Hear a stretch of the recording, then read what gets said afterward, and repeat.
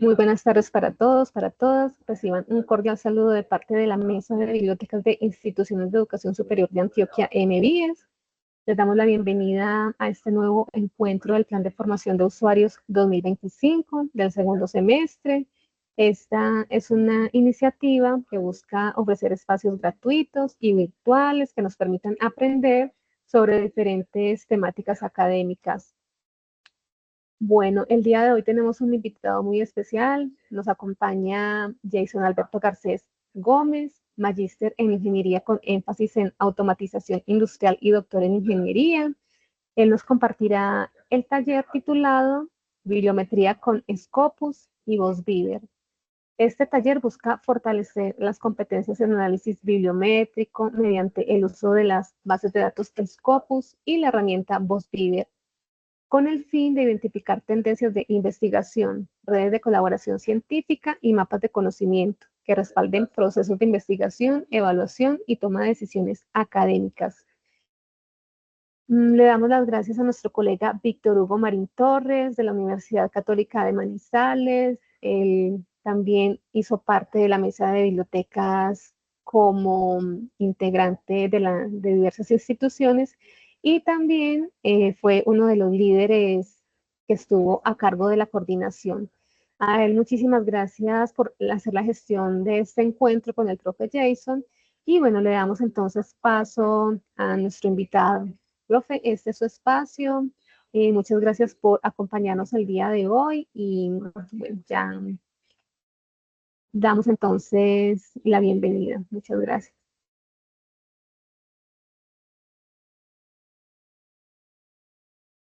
Muchas gracias, Jenny. Buenas tardes para todos. Bienvenidos. Estaba acá activando el micrófono. Muchas gracias a todos los asistentes. Muchas gracias a la mesa de bibliotecas por la invitación. A la Universidad Católica de Manizales, que fue quien realizó la gestión para que pudiéramos estar hoy en este taller. Y bueno, yo creo que sin más preámbulos podemos dar inicio para que podamos aprovechar este ratito para hablar de este universo tan amplio que es la bibliometría. ¿De acuerdo?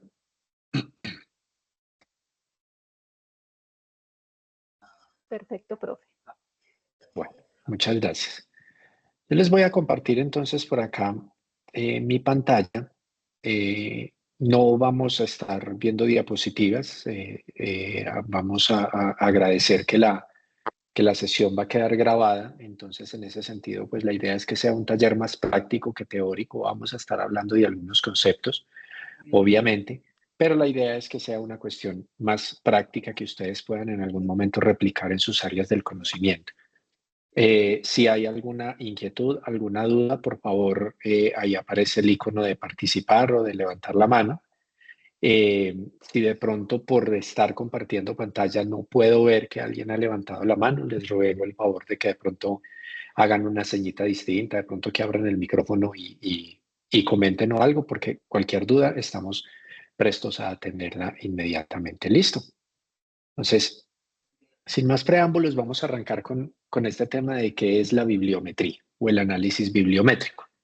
Para, digamos, introducir este concepto del análisis bibliométrico, voy a utilizar este ejemplo que tenemos acá.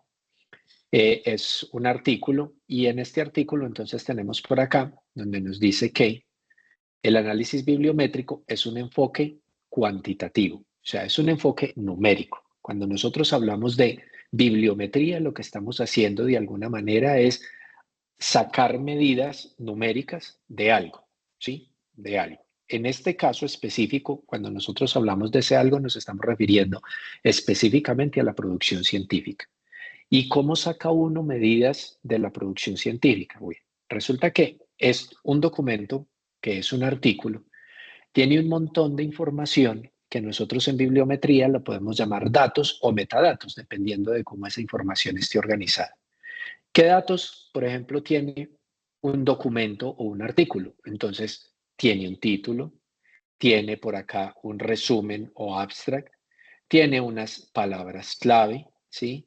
Tiene el nombre de una revista, como nosotros lo vemos acá arriba, tiene una información de fechas y de DOI, de un montón de cosas de cuándo fue publicado y del momento en el que fue recibido y ese tipo de situaciones. Tiene unos autores, claramente, tiene unos autores, tiene el cuerpo del documento que es donde se desarrolla toda la información, ¿sí?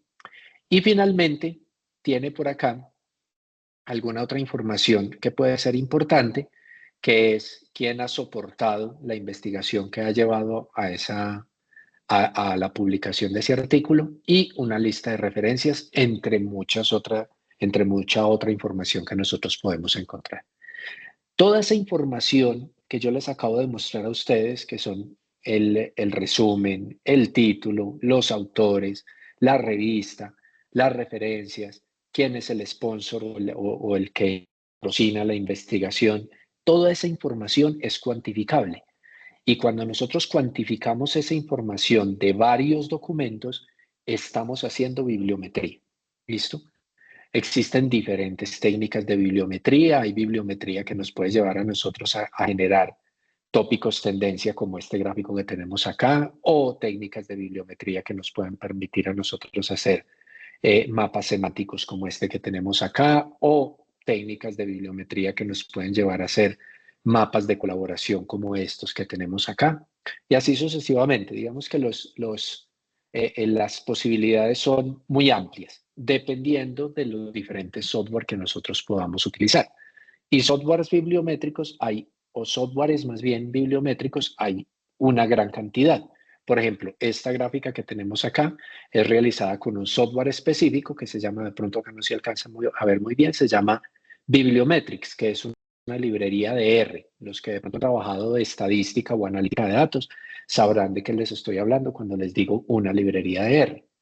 Pero por ejemplo, este mapa semántico que tenemos por acá, es realizado con un software que vamos a estar trabajando hoy que se llama el Boss Viewer, ¿sí? O este mapa que tenemos acá puede ser realizado con R o con Excel, ¿sí? Entonces, digamos que hay diferentes posibilidades. Nosotros nos vamos a enfocar hoy en un software que se llama el Boss Viewer, que lo vamos a ver más adelante, y nos vamos a enfocar en una base de datos específica que nos va a permitir a nosotros obtener esos datos. ¿Por qué? Porque estos datos no se obtienen manualmente del documento. O sea, yo no cojo cada documento de estos y me voy y empiezo a extraer los datos. Eso lo haría impráctico. Desde un punto de vista del manejo, lo haría impráctico yo tratando de sacar de cada artículo toda la información de metadata que tiene y organizándolo en una base de datos de Excel para poder después ir a analizar. Esta información la tenemos que extraer de una base de datos, pero esa base de datos tiene que tener unas características específicas, ¿sí? No todas las bases de datos que nosotros podamos encontrar tienen las características específicas que nos permiten a nosotros hacer bibliometría. Para el caso que nos ocupa hoy, nosotros vamos a utilizar una de las dos principales bases de datos que hay para hacer bibliometría, una de las 5 o 6, perdón, pero digamos que hay dos que son las más importantes a nivel mundial. Una se llama Scopus, que es esta que tenemos acá. Al momento en el que se invitó al taller, yo recomendé mucho que las personas que fueran a tomar el taller pues tuvieran acceso a Scopus, porque para poder acceder a Scopus tenemos que tener una membresía, o nuestra institución tiene que tener una membresía, digamos la universidad o el centro de investigación al que estemos afiliados tiene que tener una membresía, o yo personalmente tengo que pagar una membresía para poder utilizarlo. ¿Listo? Entonces es importante tener en cuenta eso. Otra base de datos muy importante, también muy amplia para la búsqueda de información bibliométrica es Web of Science, ¿sí? Esta otra que tenemos acá. Ok, acá me mandó por otro lado, busquémosla por acá. Permítanme.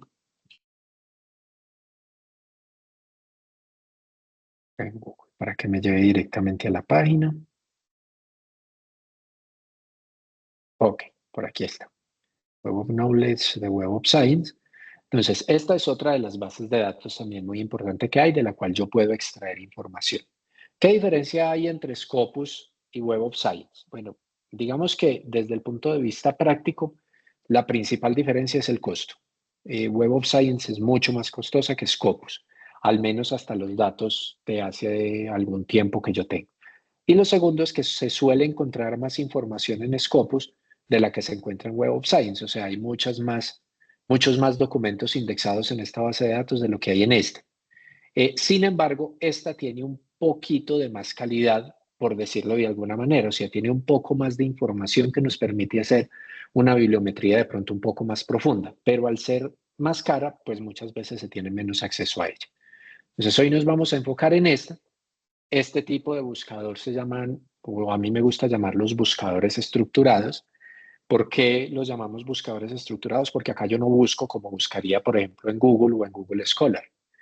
Primero, Google Scholar no me permite descargar una base de datos a la que yo pueda hacerle bibliometría. Y segundo, las búsquedas en Google Scholar son iguales a las búsquedas en Google. Yo busco un término de búsqueda, lo puedo asociar a una frase de alguna manera y mi búsqueda sale, digamos que de alguna manera el motor de búsqueda de Google trata de entender qué es lo que yo le estoy preguntando y me arroja toda la información que le encuentra relacionada a eso.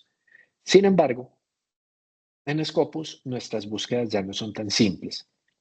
Nosotros queremos hacer una búsqueda en Scopus, pues nosotros tenemos que tener una conceptualización que se llaman las ecuaciones de búsqueda. Y las ecuaciones de búsqueda tienen términos y tienen conectores booleanos. ¿Listo? Términos o palabras clave y conectores booleanos. Y a partir de eso, entonces es que yo empiezo a generar mi búsqueda. Tengo unas posibilidades de búsqueda. Entonces, en los diferentes campos yo tengo diferentes posibilidades de búsqueda. Yo puedo buscar en el título, el abstract y las palabras clave. Recordemos, yo les mostraba acá. Título, sí, abstract o resumen y palabras clave. Miren que es información que está contenida en el documento. Yo puedo buscar también en al primer autor. ¿Quién es el primer autor? Entonces, el primer autor es el que aparece listado en ese documento como un autor separado normalmente por comas o en líneas independientes. ¿Listo? Yo puedo buscar también por el nombre de la revista. Entonces yo puedo decirle, voy a buscar todos los artículos que estén en una revista, por ejemplo, en la revista Publications. Entonces yo puedo buscarlo ahí. ¿Listo? Yo puedo buscar solamente en el título, solamente en el resumen, solamente en las palabras clave, en la afiliación de las personas, o sea, dónde están esas personas de alguna manera a la institución a la que están afiliados. ¿Sí? Por ejemplo, este artículo no tiene esa información, pero la base de datos sí va a tener esa información de dónde están afiliadas las personas. Y así sucesivamente yo tengo un montón de información. Primera recomendación al utilizar una base de datos de esta es crear un perfil. ¿Listo? ¿Por qué es recomendable crear un perfil? Porque si yo tengo el perfil, ¿sí? Por ejemplo, como este que aparece acá con mi nombre, yo lo tengo asociado a mi correo institucional y tengo asociado mi perfil, la plataforma me va a guardar el historial de búsqueda. Entonces, miren que yo acá tengo un montón de búsquedas que he realizado en las últimas semanas o en los últimos meses, tengo un montón de búsquedas y esto solo es posible tenerlo acá porque yo tengo un perfil asociado a esa búsqueda. ¿Listo? Si yo no tengo un perfil asociado a esta búsqueda, yo cierro la página, me fui y cuando regrese voy a tener que hacer todo desde cero otra vez. Segunda opción que me permite a mí tener un perfil, me permite guardar las búsquedas o guardar listas. Yo puedo seleccionar varios artículos o varios documentos de un resultado y guardarlo en una lista. O puedo guardar la búsqueda completa como me apareció. ¿Listo? Puedo exportar la búsqueda, puedo generar alertas en un tema específico cuando sale un nuevo documento. Venga, mándeme un correo y dígame que salió un nuevo documento. Entonces, eso me lo permite a mí tener un perfil. Si yo tengo ese perfil, voy a tener todas esas ventajas. Si no lo tengo, yo hago mis búsquedas, descargo la información, cierro y cuando vaya a volver a actualizar de pronto la búsqueda o algo por el estilo, voy a tener que hacer el trabajo desde cero. ¿Listo? Lo cual, en cuestión de tiempos, pues no es muy práctico hoy en día. ¿Ok? Entonces, esa es la recomendación. ¿Dónde nos vamos a enfocar nosotros hoy para hacer nuestra búsqueda? Vamos a utilizar el título, las palabras clave y el resumen y vamos entonces a empezar a definir qué es una ecuación de búsqueda. ¿Listo? Entonces, cuando nosotros vamos a establecer una ecuación de búsqueda, nosotros tenemos que definir términos de búsqueda. Ejemplo, voy a escribir acá, por ejemplo, brecha de género. Normalmente las búsquedas las hacemos en inglés, nos guste o no, pues es el lenguaje de la comunicación científica. Entonces yo lo voy a escribir en inglés.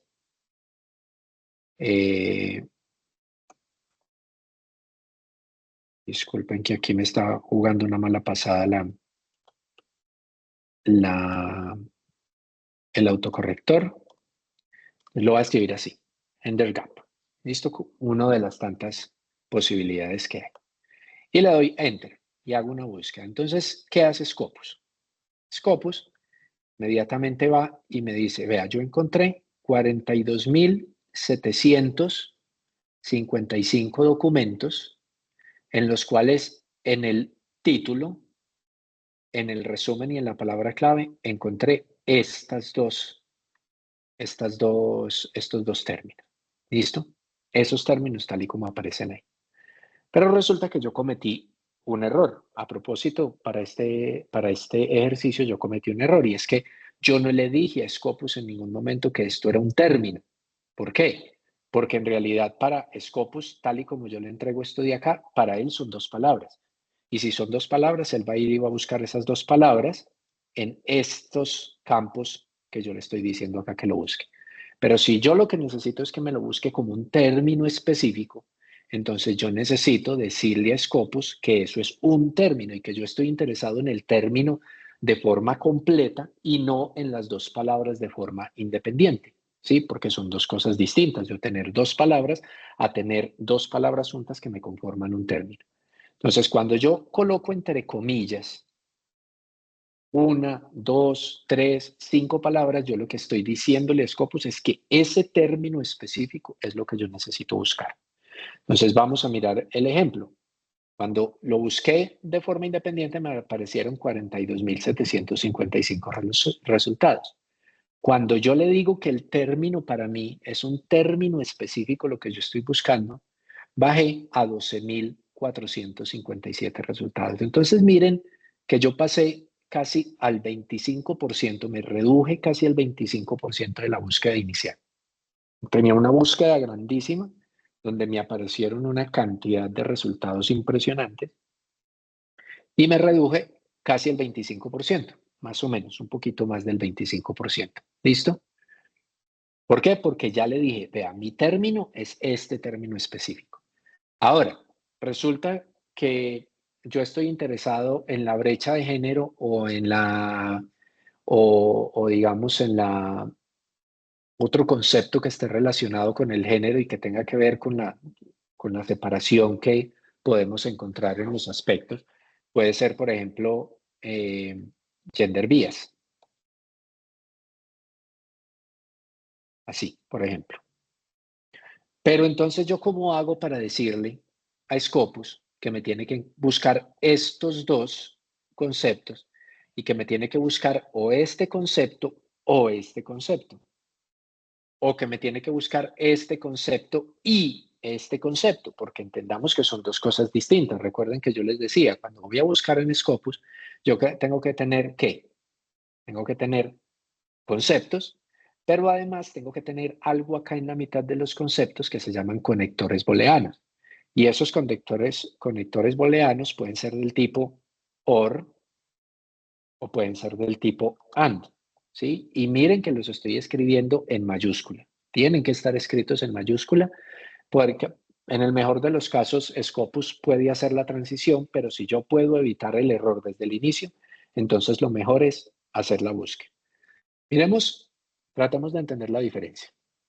Les voy a colocar el conector AND, que es un conector exclusivo, y le digo búsqueme esos dos. Y nos bajamos a 434 resultados. Miren que estábamos en 42.000, pasamos a 12.000 y de 12.000, cuando yo utilicé este conector específico, me pasó a 434. ¿Sí? 434 viene siendo menos del 5% de la segunda búsqueda. ¿Sí? Menos del 5% de la segunda búsqueda, o sea que es menos del 1% de la primera búsqueda. Ahora miremos qué pasa con el otro conector booleano, con el conector OR. Entonces miren que ya pasé de 12.000 a 24.000. ¿Qué es lo que pasa? Entonces, si de pronto recordamos un poco de nuestros cursos de lógica por allá que los alcanzábamos a ver de pronto en bachillerato, de cuando diferenciábamos entre el I y el O, ¿sí? Como conectores. Entonces nosotros tal vez recordemos que cuando nosotros decíamos O era uno u otro o los dos, ¿sí? O sea, si se cumple uno o si se cumple el otro o si se cumplen los dos es verdadero. Pero si no se cumple ninguno es falso. Entonces el que me está diciendo, el que está haciendo acá, él está diciendo, vea, si aparece este en cualquiera de estos tres o aparece este en cualquiera de estos tres o aparecen los dos en cualquiera de estos tres, yo le entrego el resultado. ¿Listo? El resultado aparece acá en esta lista de resultados.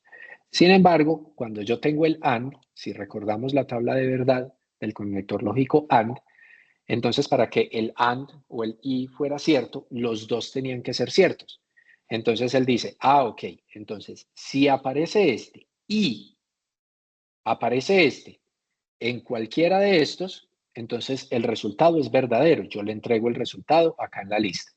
Pero si solo aparece uno, este, por ejemplo, solo aparece este sin aparecer el otro, o solo aparece este sin aparecer el otro, entonces él no me entrega ese resultado. Entonces, por eso es que se reduce tanto el proceso. ¿Listo? Se reduce bastante. Entonces, ahí es donde nosotros tenemos que empezar a jugar con eso. Las ecuaciones pueden ser muy complejas. Entonces, yo puedo decirle al sistema, búsqueme cualquiera de los dos, pero yo lo voy a asociar única y exclusivamente, ¿sí? Única y exclusivamente, ¿a qué? Lo voy a asociar, por ejemplo, a universidades, ¿sí? A educación universitaria. Entonces le digo, ok, entonces me voy a enfocar únicamente a universidades. Entonces miren que cuando yo tenía estos dos solitos, ¿sí? Estos dos, con el OR tenía 22.000, 24.000 resultados, creo. Pero ya cuando yo lo encierro y le digo, ojo, yo no me voy a enfocar a cualquier ámbito o a cualquier lugar. Yo voy a cerrar un poco el lugar de donde estoy buscando y lo voy a decir, voy a buscar única y exclusivamente en universidades, ¿sí? Y si yo quiero cerrarlo un poquito más, entonces no me interesa cualquier cosa de las universidades, porque en las universidades yo tengo administrativos, tengo profesores, tengo personal de apoyo, tengo directivos, tengo una cantidad de cosas. Puede ser que a mí me interese únicamente los estudiantes. ¿Listo? Students. Entonces miren que cuando yo hago eso, ya me rebajé a 1029 resultados. Entonces yo voy creando, ¿sí? Voy creando una ecuación de búsqueda que me permite a mí, de alguna manera, ir obteniendo todo lo que yo necesito para mi área del conocimiento, para mi revisión. Todo lo que yo necesito lo voy metiendo ahí. ¿Y dónde me va quedando? Me va quedando en estos resultados de búsqueda que para este caso ya vamos en 1000. Ahora, hay algunas cuestiones importantes que tenemos que tener en cuenta. ¿Listo? Por ejemplo, students es plural, ¿sí? Pero puede ser que en un artículo me aparezca solamente student. Entonces yo puedo hacer dos cosas. Puedo decirle búsqueme students or en singular, ¿sí? Puedo decir que me lo busque así en singular. Y miren que acabo de agrupar estos dos en un solo paréntesis, así como tengo estos dos en un solo paréntesis. Los acabo de agrupar acá. Entonces yo puedo decirle, listo, búsqueme esos dos, este o este, cualquiera de los dos. Entonces miremos a ver si aumenta. Ahí no aumento mucho, ¿listo? Pero vamos a ver qué pasa si yo coloco acá, por ejemplo, university or, y cerremos acá el paréntesis, universities, ¿sí? Aquí tampoco me cambió mucho. No voy a encontrar el ejemplo que me permita. O sea, yo puedo hacer esto, para resumir, digamos que yo puedo hacer esto, utilizar tantos OR como necesite, ¿sí? Tantos OR como necesite, o puedo utilizar una bandera.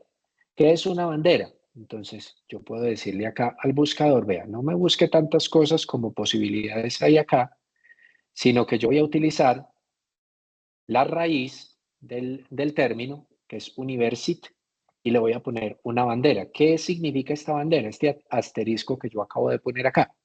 Entonces significa que él va a buscar cualquier palabra que tenga este prefijo, ¿sí? University, y va a agregar de ahí en adelante todo lo que haya. ¿Listo? Esto significa, péguele de acá para allá todo lo que haya en la misma palabra. Entonces, cuando yo lo busco, miren que ahí sí me cambió. Me aumentó 5 documentos más, porque él encontró varias palabras que estaban asociadas con esto.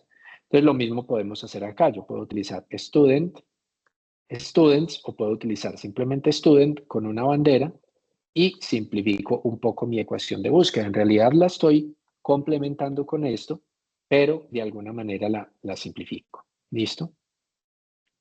Entonces, esa es la forma en la que nosotros vamos definiendo una ecuación de búsqueda. ¿Por qué es importante una ecuación de búsqueda? Bien estructurada, porque es la que me permite a mí obtener los resultados que en realidad están asociados con el área del conocimiento que yo estoy buscando. ¿Listo? Esta ecuación de búsqueda en los artículos bibliométricos, ¿sí? Así como yo les decía a ustedes acá, en los artículos bibliométricos, porque hay artículos bibliométricos, esa ecuación de búsqueda es tan importante que las revistas exigen que nosotros establezcamos la ecuación de búsqueda y que yo la diga claramente cuál fue la ecuación de búsqueda que usted utilizó, cómo la limitó, ¿sí? Y cuál fue el proceso que usted siguió para llegar a esa ecuación de búsqueda.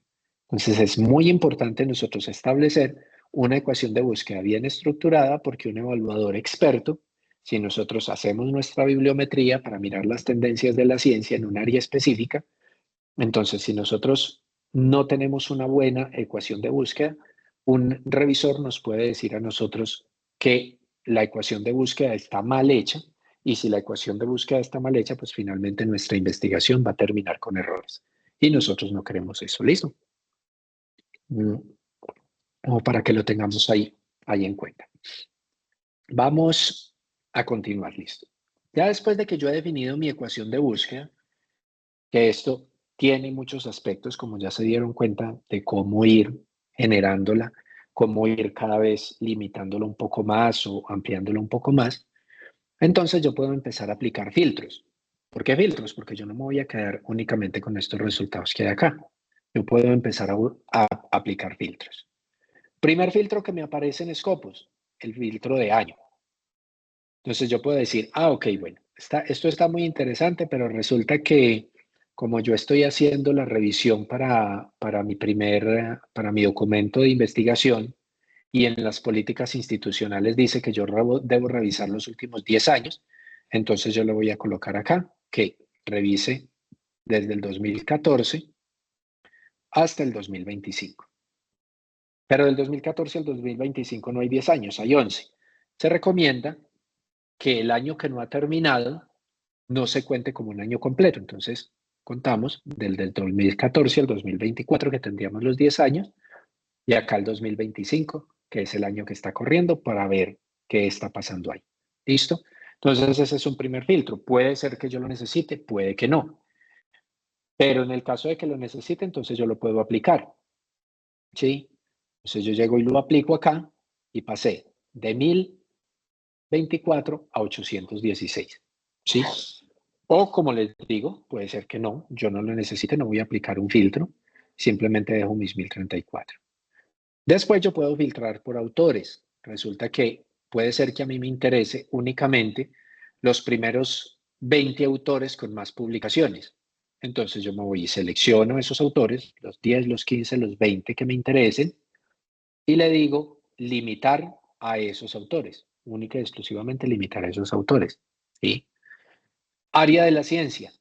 Sí, puede ser que a mí me interese un área específica de la ciencia. Entonces, yo puedo filtrar para ciencias sociales o me interesa mirarlo en estudiantes, pero únicamente del área de medicina, o quiero analizarlo, por ejemplo, en el área de ingeniería, porque nos hemos dado cuenta que en las áreas de ingeniería existen algunas brechas de género todavía importantes, entonces puede ser que me interese solo en el área de ingeniería, entonces limito mi búsqueda únicamente a ingeniería y así sucesivamente, ¿sí? Se pueden hacer todo ese tipo de filtros. Tipos de documentos, vamos a detenernos acá un poquito. Acá pasamos más bien rápido, pero acá sí nos vamos a detener un poco. ¿Por qué es importante mirar el tipo de documento? Porque hay situaciones en las que, por ejemplo, a mí no me interesa analizar documentos de conferencia. ¿Qué es lo que pasa? Desde un punto de vista, digamos, organizativo, los documentos de conferencia no tienen el mismo proceso de evaluación riguroso. Ojo, no estoy diciendo que no lo tengan, sino que estoy diciendo que no es tan riguroso como lo tienen los documentos, por ejemplo, tipo artículo. Entonces, puede ser que en algún momento, por dirección de su tutor, por dirección de políticas institucionales, por cualquier cosa, nos digan a nosotros, no, vean, nosotros no vamos a analizar documentos de conferencia, solo nos vamos a enfocar a artículos. ¿Listo? Capítulos de libro.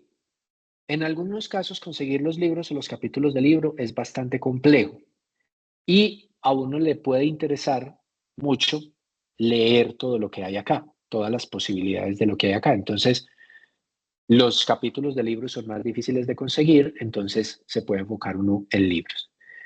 Las revisiones son bien interesantes para establecer el estado del arte, pero cuando estamos haciendo bibliometría, no suelen ser muy utilizadas. Para el caso de bibliometría, entonces normalmente lo que son revisiones de cualquier tipo suelen excluirse. Entonces no trabajamos con revisiones porque sería hacer una revisión de la revisión. La técnica bibliométrica es una técnica de revisión y hacer una revisión de la revisión desde un punto de vista estadístico, recordemos que la bibliometría es numérica, en realidad es una técnica estadística. En estadística, cuando nosotros buscamos el error del error, los errores se multiplican. O sea, si nosotros acumulamos los errores se multiplican, entonces por eso evitamos revisar lo revisado. Entonces, estos tendríamos que excluirlos de nuestra búsqueda. ¿Listo? Para que lo tengamos ahí en cuenta. Hay otros tipos de artículos por acá, por ejemplo, este que aparece como el data paper o documentos o artículos de datos, donde lo que se está publicando es una base de datos. Entonces, si lo que se está publicando es una base de datos, en realidad eso a nosotros no nos da mucha información de hacia dónde se está guiando la ciencia, entonces este tipo de documentos también suelen excluirse. Entonces, digamos que, por ejemplo, para nuestro ejercicio hoy nosotros nos vamos a quedar única y exclusivamente con artículos y no vamos a tener en cuenta ninguno de los otros, entonces ya nos bajamos a 725. Después viene acá el nombre de la revista, no se suele filtrar por nombre de la revista. Acá vienen dos estados de publicación, entonces final significa que el artículo ya está publicado y article in press significa que lo que hay publicado es un borrador, o sea, todavía no está la versión final, todavía está en función de revisión, ya no tanto de la investigación como tal, sino que lo que se está revisando es la parte como de forma, por decirlo de alguna manera. Entonces puede ser que a mí me interese solamente mirar la versión final. Entonces yo puedo decir, déjeme solo lo final o exclúyame lo que esté impress. Entonces yo puedo hacerlo de cualquiera de las dos formas. Después vienen acá palabras clave. También puedo incluir o excluir palabras clave. La afiliación de los autores. Quién es el sponsor o el que patrocinó la investigación. El territorio o el estado. Entonces puede ser que a mí me interesa únicamente analizar Colombia. Listo, entonces yo voy y limito solo a Colombia. O puede ser que a mí me interese estudiar solo Latinoamérica. Entonces busco acá y me voy con todo lo que tenga que ver única y exclusivamente con Latinoamérica. No sé si Brasil esté dentro de Latinoamérica, pero digamos que lo seleccionamos. Por acá está Ecuador. ¿Qué más nos aparece por acá? Argentina, Uruguay, Guatemala. Sí, digamos que es los que alcancé a ver ahí, entonces yo puedo querer limitarlo única y exclusivamente a esos. No lo vamos a hacer para el ejercicio, pero puedo tenerlo ahí. Y después viene algo que es bien importante, el lenguaje, ¿sí? ¿Por qué es importante el lenguaje? Yo, por ejemplo, no podría leerlo si no está en inglés o en español, ¿sí? No entiendo chino, no entiendo ruso, no entiendo el francés. De pronto podría dejar por acá el portugués, si aparece, podría dejarlo. Pero para mí todos estos otros, yo, Jason Alberto Garcés, yo los tengo que filtrar porque si me toca leerlos en algún momento, pues voy a quedar muerto. Y la verdad, no soy muy amigo de los traductores, de los procesos de traducción, porque en los procesos de traducción se puede perder ideas importantes. Entonces, a mí personalmente no me gusta mucho, entonces yo lo limitaría a inglés, español y portugués, que son los idiomas con los que me siento cómodo leyendo. Y después viene acá otra información bien importante, y es la disponibilidad del documento. Entonces, ¿qué es lo que pasa? Cuando yo les decía a ustedes que Scopus tiene que tener una membresía para poder ingresar, hay que tener mucho cuidado porque es que Scopus no es el que tiene el artículo. Scopus tiene la información que yo necesito para hacer la bibliometría, pero él no tiene el artículo per se. Si yo necesito el artículo, pues yo tengo que ir a la página de la revista para ver si lo puedo descargar o no lo puedo descargar. En el mundo de las publicaciones hay diferentes tipos de publicaciones.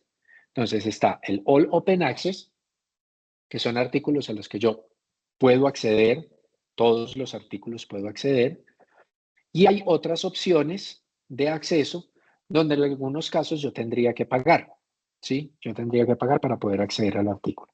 Si mi intención de la bibliometría es obtener de ahí artículos que yo vaya a poder leer y no tengo acceso a bases de datos de pago que me permitan a mí obtener los artículos, pues lo mejor que yo puedo hacer es únicamente descargar los artículos que tienen Open Access. ¿Listo? Debería solamente quedarme con ellos porque esos artículos son los que me van a dar a mí los que yo voy a poder acceder, los voy a poder descargar gratis de la revista para poder leerlos. ¿Listo? Ustedes me dirán, no, pues podría pensar en comprarlos. Resulta que comprar un artículo suele ser bastante caro. Normalmente un artículo, el acceso a un artículo, digamos que por un mes, que es lo que le dan acceso a uno, puede estar costando unos 35 o 40 dólares. Y eso, pues para la tasa de cambio nuestra, es mucha plata para yo poder acceder al artículo solamente un mes. No, en algunos casos no me lo permite imprimir, solo lo puedo ver online. Si yo voy a tratar de copiar o pegar información de ahí, no me va a dejar, entonces hay que tener eso en cuenta. ¿Listo? Y ya después de que nosotros hemos terminado de refinar nuestra búsqueda, miren, nos aparece acá 683 documentos, entonces yo digo, listo, ok, con esto me voy a quedar para hacer mi bibliometría. Primera parte de la bibliometría que yo puedo hacer. Entonces, la primera parte de la bibliometría la puedo hacer con las herramientas de Scopus. Entonces, miren que acá, a un ladito, pregunta, ¿cómo vamos hasta ahí? ¿Hay alguna duda, alguna inquietud? Por el chat, profe, no hay inquietudes. No sé de pronto si en el público hay comentarios. Vamos bien, profe. Listo, perfecto. Entonces, ok, muchas gracias. Entonces, vamos a continuar acá. Entonces, la primera parte de la bibliometría nosotros la podemos hacer acá. Digamos que en Scopus podemos hacer una bibliometría sencilla. Entonces, podemos acá analizar los resultados. Entonces, yo me voy a analizar los resultados. Simplemente le digo acá analizar resultados. En este caso, yo tengo bloqueadas mis ventanas emergentes. Hay que estar muy pendiente de eso. Por acá arribita me apareció que me había bloqueado la ventana emergente. Y él me lleva entonces acá. Y miren, acá apareció mi ecuación de búsqueda completa. Mire que la ecuación de búsqueda tiene lo que yo busqué inicialmente, que es hasta acá, pero después él empieza a agregar otros conectores booleanos y dice, limítelo únicamente a artículos y excluya todo lo que no está publicado todavía y limítelo al lenguaje inglés o español o portugués. Miren que él me generó una ecuación de búsqueda completa, tal y como esta que nosotros tenemos acá. Es una ecuación de búsqueda ya más estructurada, no únicamente la ecuación de búsqueda que yo definí para buscar mis términos, sino todos los filtros que yo empecé a aplicarle después, él empieza a colocarlos ahí. Y me empieza a generar entonces algunas gráficas. Por ejemplo, acá dice, vea, la primera vez que un término de esos apareció por ahí fue en 1987, por acá con un documento. Después estuvo por ahí como muy temeroso apareciendo la ciencia hablando de eso, pero por acá después del 2000, ¿sí? Por acá después del 2000, en el siglo XXI, la vaina empezó a tomar relevancia y cada vez va siendo más relevante. Miren que acá tuvimos un descenso temeroso, seguimos aumentando, acá se mantuvo, seguimos aumentando, descendió temerosamente y después lo único que hemos tenido es creciente en todo momento. ¿Listo? Pues miren que a 2024 2024 tuvimos 88 documentos, en 2023 69 y en 2025 ya van 53. Entonces miren que sigue siendo, digamos que esto que nosotros estamos buscando acá para el ejercicio que estamos haciendo es una tendencia investigativa. Estos datos yo los puedo descargar de dos formas. ¿Qué puedo hacer yo? Simplemente puedo hacer la clásica, tomar un pantallazo, ¿sí? La clásica es que tomo el pantallazo y lo guardo por acá en mi editor de texto preferido. Vamos a Profe, abrirlo por acá. ¿tiene acceso al chat? Acceso al chat, déjame yo miro por Es acá que a hay ver si me aparece. un comentario. Déjame yo miro si tengo acceso al chat en este momento. Creo que me tocaría dejar de compartir, no estoy seguro. Bueno, entonces le leo. Sí, dime. Bueno, en cuanto a los filtros, por las razones que nos explica sobre el filtro del idioma, un usuario que solo lea en español, pregunta, debería entonces filtrar los resultados a español. No creo que sea un criterio válido porque excluiría demasiada información. Sí, ese sí es un problema. Y recuerden, muchas gracias por la pregunta. ¿Quién nos la pregunta por acá? La pregunta es de María Isabel. María Isabel, listo. Mira, María Isabel, tu aspecto, lo que tú planteas es muy válido, es muy, muy válido. Recuerda que en algún momento de la presentación de lo que estábamos haciendo, yo les mostraba a ustedes esto y les decía que la búsqueda la hacíamos en inglés. ¿Por qué la hacemos en inglés? La hacemos en inglés, yo lo comentaba, porque el inglés, nos guste o no, ¿sí? Nos guste o no, es el idioma en el que se comunica la ciencia. Yo he estado en algunos talleres donde hay detractores de este aspecto y dicen, no, pero es que no tenemos por qué estar tan americanizados y que no sé qué, y que tenemos que tener el amor por nuestra región y por lo que hay local y todo eso. Yo entiendo esos aspectos. Yo digamos que de cierto modo los comprendo, que uno pueda sentirse de pronto más por una cuestión también de regionalismo, quiera sentirse o quiera sacar a relucir lo que de pronto en español se esté produciendo. Pero desafortunada o afortunadamente, para bien o para mal, yo no siento una posición al respecto. El lenguaje de la ciencia es el inglés, ¿sí? Ese es el lenguaje de la ciencia. Tan es el lenguaje de la ciencia que cuando nosotros mirábamos por acá los resultados, ¿sí? En estas posibilidades, miren que inglés se lleva más del 90% de los resultados. Español unos pocos, portugués por acá, muy poquiticos, y miren los otros.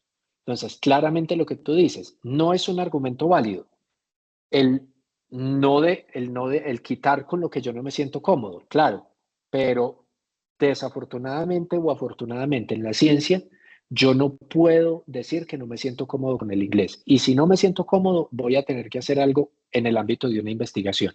Si yo estoy en el ámbito de una investigación o hago un curso o voy a tener que irme por el lado de los traductores, que como yo digo, yo no soy muy amigo de los traductores por la cuestión de que en las traducciones se pueden perder aspectos importantes de las ideas que se habían expresado en el idioma original, pero que al momento de traducirlos se pueden perder. Sin embargo, actualmente, pues con el tema de las inteligencias artificiales, podríamos sopesar un poco más ese aspecto.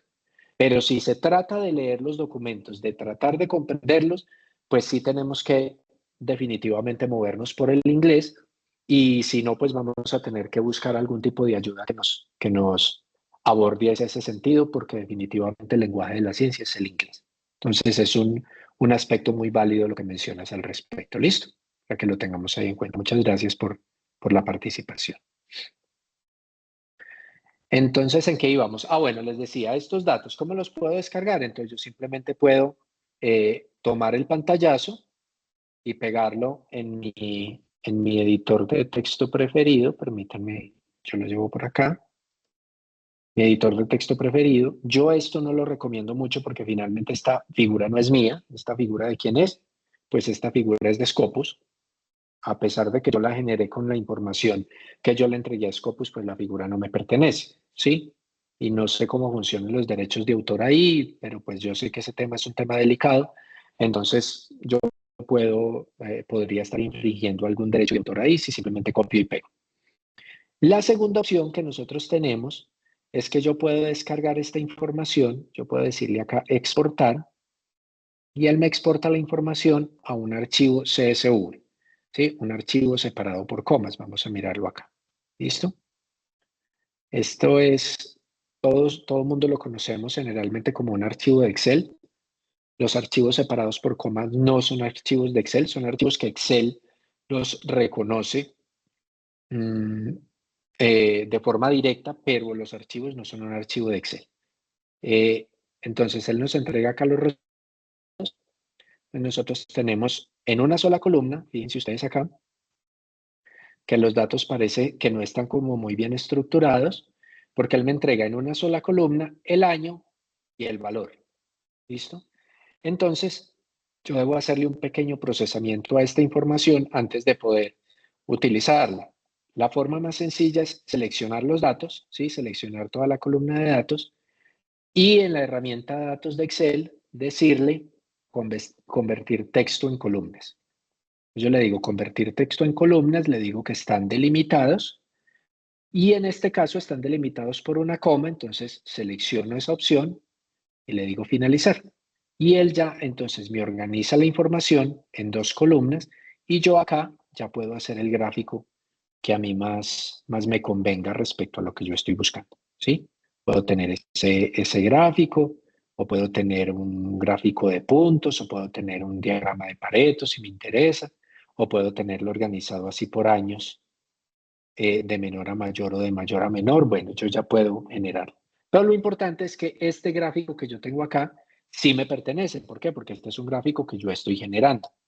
Entonces yo ya le estoy dando mi estilo de alguna manera y yo ya me lo puedo llevar entonces para mi informe con la seguridad de que no estoy infringiendo ningún derecho de autor, por decirlo de alguna manera.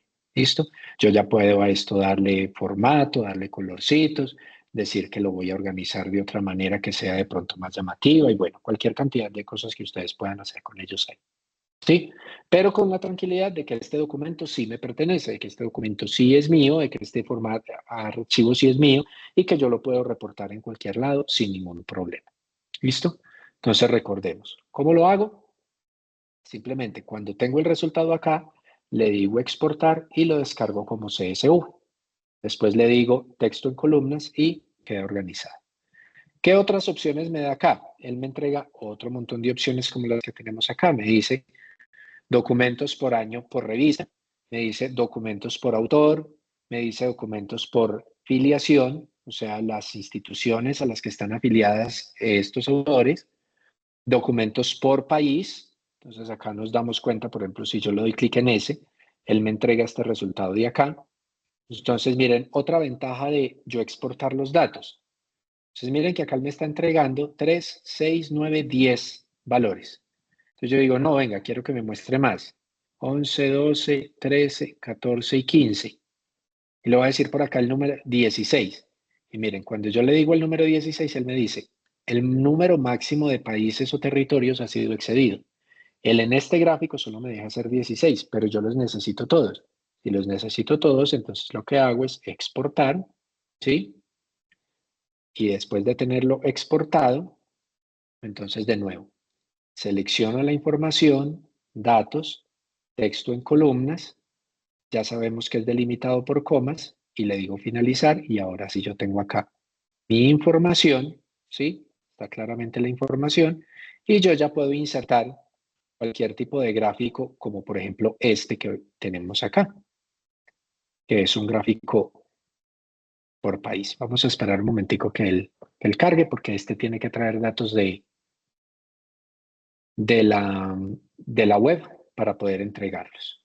O puedo simplemente hacer, mientras el otro va cargando ahí, hacer uno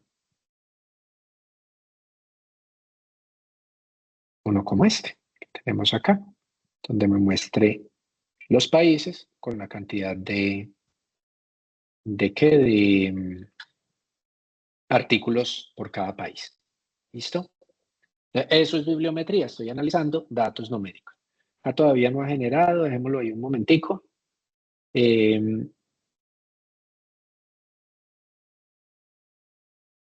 Vamos a ver si de pronto disminuyéndole la cantidad de datos nos lo genera más rápido.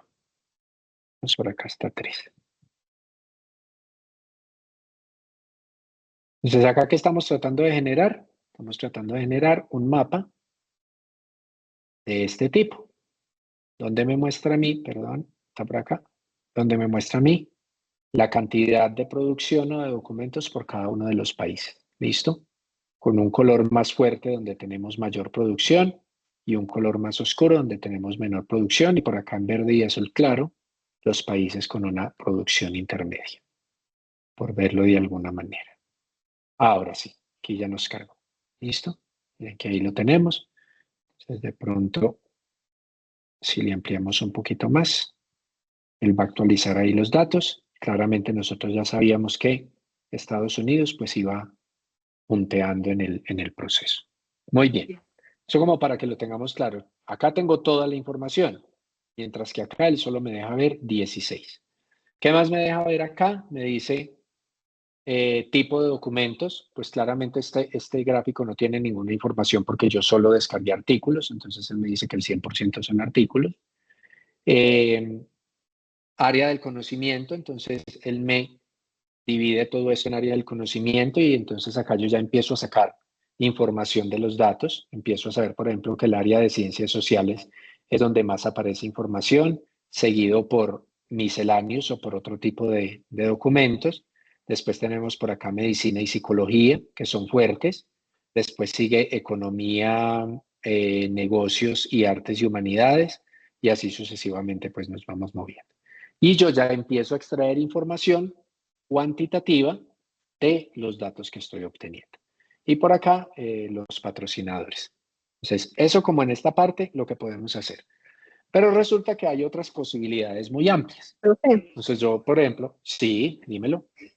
nos piden por el chat que si puede repetir cómo elaboraste el mapa en Excel.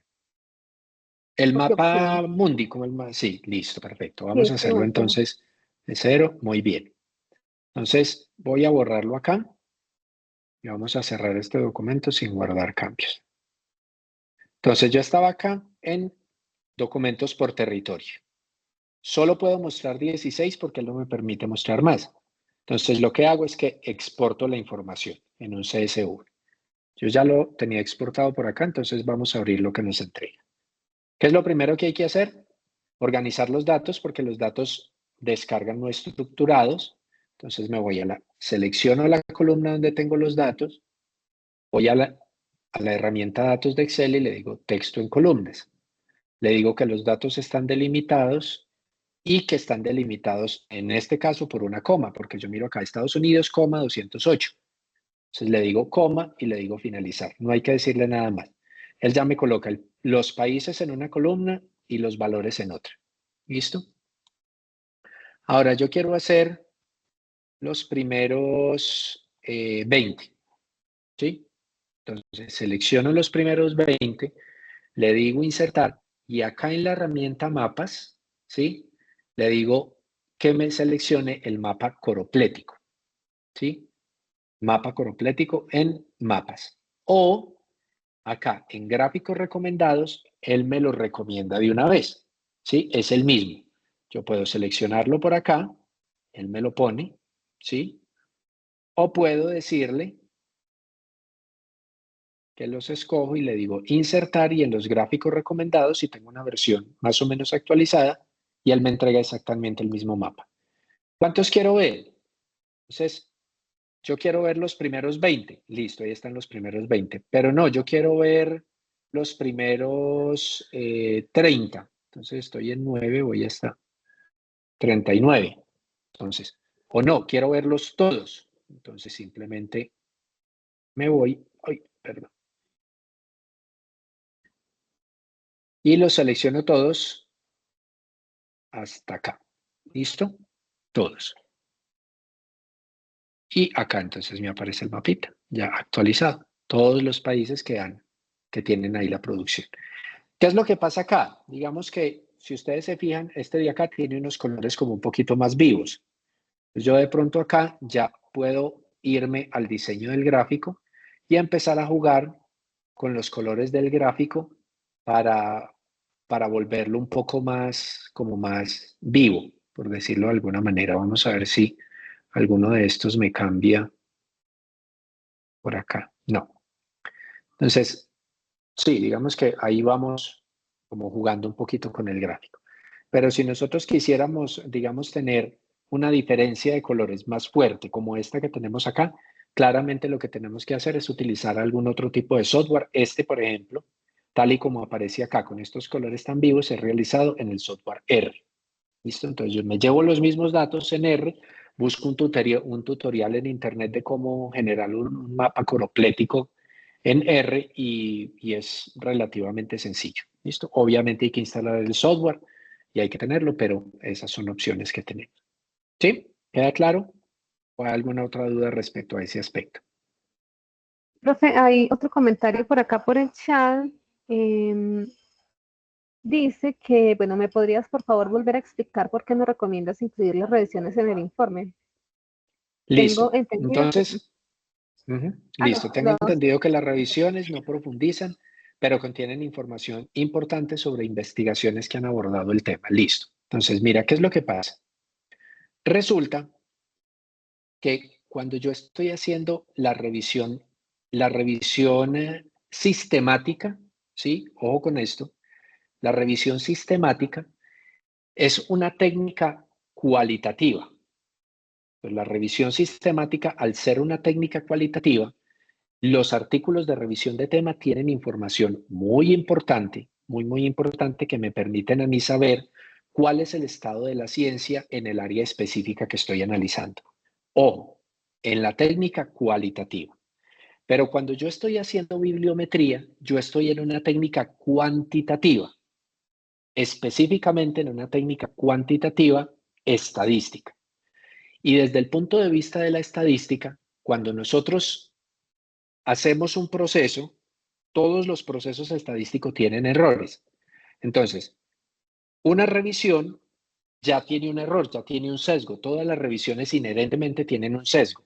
Y la bibliometría, como es otra técnica estadística, inherentemente, por ser estadística, también tiene un error o un sesgo. Cuando yo uno dos cosas desde el punto de vista estadístico que tienen errores ambas, los errores se multiplican, ¿sí? No se suman siquiera, se multiplican entre ellos. Y cuando se multiplican, los errores se agrandan. Entonces, en técnicas estadísticas, nosotros no recomendamos acumular errores en los procesos que estamos desarrollando, porque eso implica que los errores se van a agrandar, ¿sí? Entonces, por eso las revisiones no las incluimos en el análisis bibliométrico. Sí se incluyen y son muy importantes en las revisiones temáticas, que son técnicas cualitativas, pero en las técnicas cuantitativas no recomiendo utilizarlas. ¿Listo? Por la naturaleza específica del tipo de revisión que nosotros estamos haciendo. ¿Te queda claro, María Isabel? ¿Me hice entender, perdón? Listo, perfecto, muchas gracias. Muy bien, vamos a continuar. Creo que no hay más preguntas por acá. Vamos a continuar, entonces, listo. Ya hemos finalizado por acá, por este ámbito. Nos vamos a volver entonces acá a esta parte y vamos a continuar entonces con nuestro proceso de bibliometría. Y ahora sí nos vamos a ir entonces en esta otra hora que nos queda, poco menos de una hora, nos vamos a ir al uso del Boss Viewer. Antes de finalizar y como para redondear estas cuestiones de qué debo incluir y qué no debo incluir, todo eso debe estar claramente establecido. Cada criterio de inclusión y de exclusión tiene que estar completamente documentado para el área de la ciencia en la que ustedes están trabajando. Entonces, esas preguntas, por ejemplo, como las que nos hacíamos ahorita de si debía dejar solo español porque solo leo español y debo eliminar chino porque pues no lo entiendo, eso tiene que estar claramente justificado en el estudio, porque eso me permite a mí establecer las limitaciones del estudio y establecer si hay algún tipo de sesgo o de vías en el estudio que estoy realizando. Los sesgos se deben evitar en las técnicas numéricas y si no se pueden evitar, claramente se tienen que establecer. Entonces, normalmente este tipo de artículos, que no lo suelen llevar todos, este tipo de artículos tienen un área de limitaciones y esas limitaciones tienen que ver con el haber utilizado una base de datos y no haber utilizado dos o tres, el haber utilizado solamente inglés y español porque era lo que me sentía cómodo para leer, pero lo establezco, lo digo claramente y digo que una investigación más profunda pues debería incluir otros idiomas, ¿sí? Pero se debe establecer claramente. Y se debe definir claramente el derrotero de los criterios de inclusión y de exclusión como en cualquier técnica que nosotros estemos analizando datos. ¿Listo? Para que vayamos claros hasta ahí. Voy a cerrar esta parte de acá del mapa y voy a cerrar esta parte de acá del documento. Bueno, dejémoslo ahí que de pronto lo necesitamos ahorita. Y vamos a volver entonces, nos vamos a ir ahorita. Andrea, dime, levantaste la mano. Profe, una pregunta. ¿Cuál sería como la estrategia para buscar como sinónimos en las palabras? Por ejemplo, digamos en Latinoamérica está secundaria, bachillerato, secundaria superior, bueno, o sea, una serie de como de palabras que son similares, pero dependiendo del país, pues es diferente. O sea, y digamos Sí. para esa búsqueda uno cómo hace como para saber en dónde puede buscar esos sinónimos y pues poderlos colocar en la base de datos. Pregunta muy importante, Andrea. Muchas gracias por participar. Yo recomiendo utilizar los tesauros o utilizar algún traductor para términos. A mí me ha funcionado muy bien el Lingui. Lingui, creo que se escribe así, Lingui. ¿Sí? Este diccionario, a mí me ha parecido un diccionario bien interesante. Por ejemplo, voy a escribir acá brecha de género. ¿Listo? Brecha de género. Yo lo escribo acá y entonces él dice, ok, vean, lo más aceptado es gender gap. ¿Listo? Es lo más aceptado. Y la ventaja es que él te da ejemplos. Entonces él dice, él empieza a mostrarte ejemplos acá de cómo se está utilizando la palabra y de esa manera, como tú estás viendo los ejemplos, tú de alguna manera refuerzas si es claramente esa palabra la que tú estás buscando. Y puedes buscarla también en el otro sentido. Puedes buscarla así, gender gap, y entonces él viene acá y ya te muestra todos los otros aspectos que tú podrías encontrar. Entonces, mira que está brecha de género, brecha entre géneros, diferencias de género, disparidad entre géneros, ¿sí? Son menos comunes. Mira que él te dice que son menos comunes. Normalmente él le muestra a cada uno una listica de dos o tres que son más comunes. En este caso estamos utilizando una que es ampliamente utilizada, pero que está bien. Yo recomiendo esta herramienta, me parece interesante. Ahora se ha asociado con DeepL, que para mí es de los mejores apoyos en traducción que hay actualmente. Eh,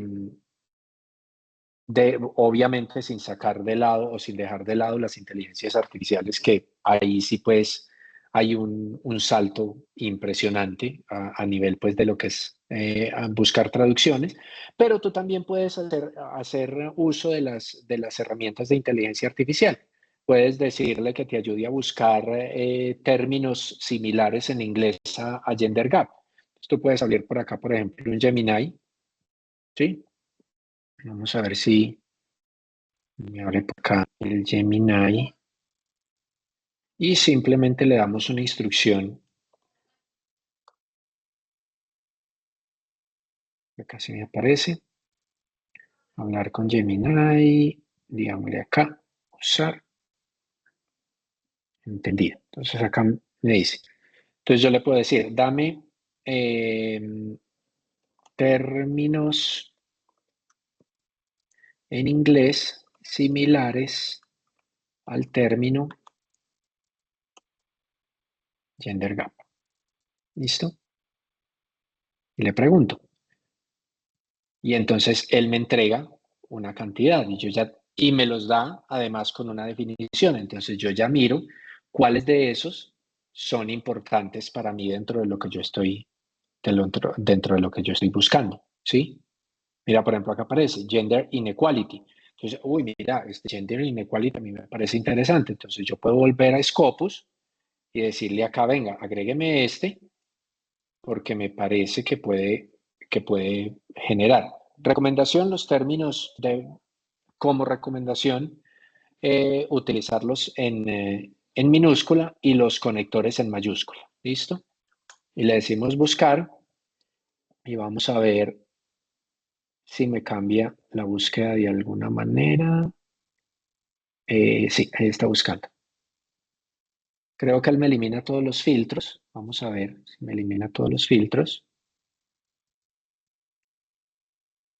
Sí, de hecho estaba en 1024, me eliminó todos los filtros y me dejó estos que hay acá, por decirlo de alguna manera. Pero entonces, la inteligencia artificial nos puede servir mucho para esto. A mí me parece que las inteligencias artificiales hay que utilizarlas responsablemente, pero hay que utilizarlas. Esta herramienta de Lingui me ha dado buenos resultados y DeepL también puede entregarnos buenos resultados. Es una aplicación muy liviana, se puede descargar en celular y se puede descargar en computador y la podemos utilizar también entonces como para eso. Vamos a mirar otras preguntas que teníamos por acá.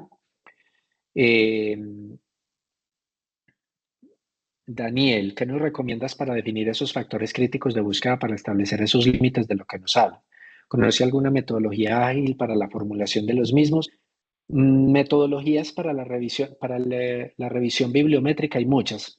Finalmente, tú lo que tienes que ir es, ahorita vamos a hacer un poquito de refuerzo en ese proceso, pero digamos que apoyarnos de los sinónimos, de buscar algún diccionario en el que de pronto nos puedan aparecer términos similares que se nos puedan estar quedando por fuera, es una. Pero ahora que empecemos a utilizar el Boss Viewer, vamos a ir viendo cómo nos pueden aparecer otras. ¿Listo? Pregunta Jamie que si puede acceder a una sección de este taller para los estudiantes de la entidad en que trabajo. Ahí sí te transfiero la pregunta.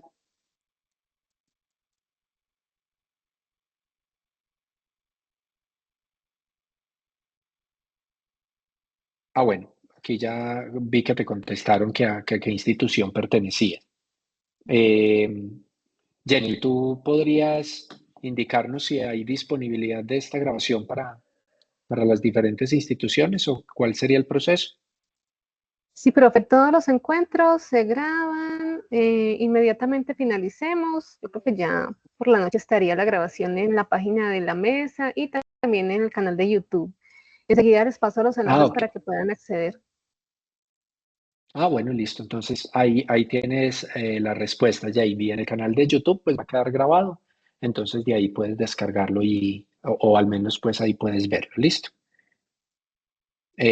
Por acá pregunta Eugenia del Diccionario Especializado para Ciencias de la Salud. Yo no soy del área de la salud, pero tengo entendido que lo que Carlos comenta acá es cierto. Se utilizan los términos MESH. Ese es uno como de los tesauros más importantes para salud. Listo, muy bien. Veo que no hay más preguntas. Entonces vamos a continuar. Ahora sí, nos vamos a ir a la segunda herramienta que vamos a ver hoy.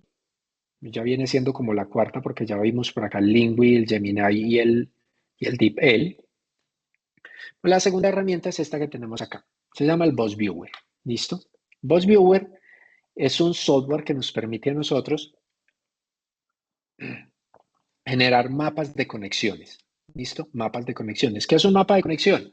Pues es un mapa de conexión, es un mapa similar a esto que nosotros tenemos acá, o a este que tenemos acá, por ejemplo, donde se muestra términos que están enlazados entre ellos y que están agrupados. Entonces vamos a entender este mapa antes de ir a generar uno. Entonces tenemos términos. Por acá está el término estándar.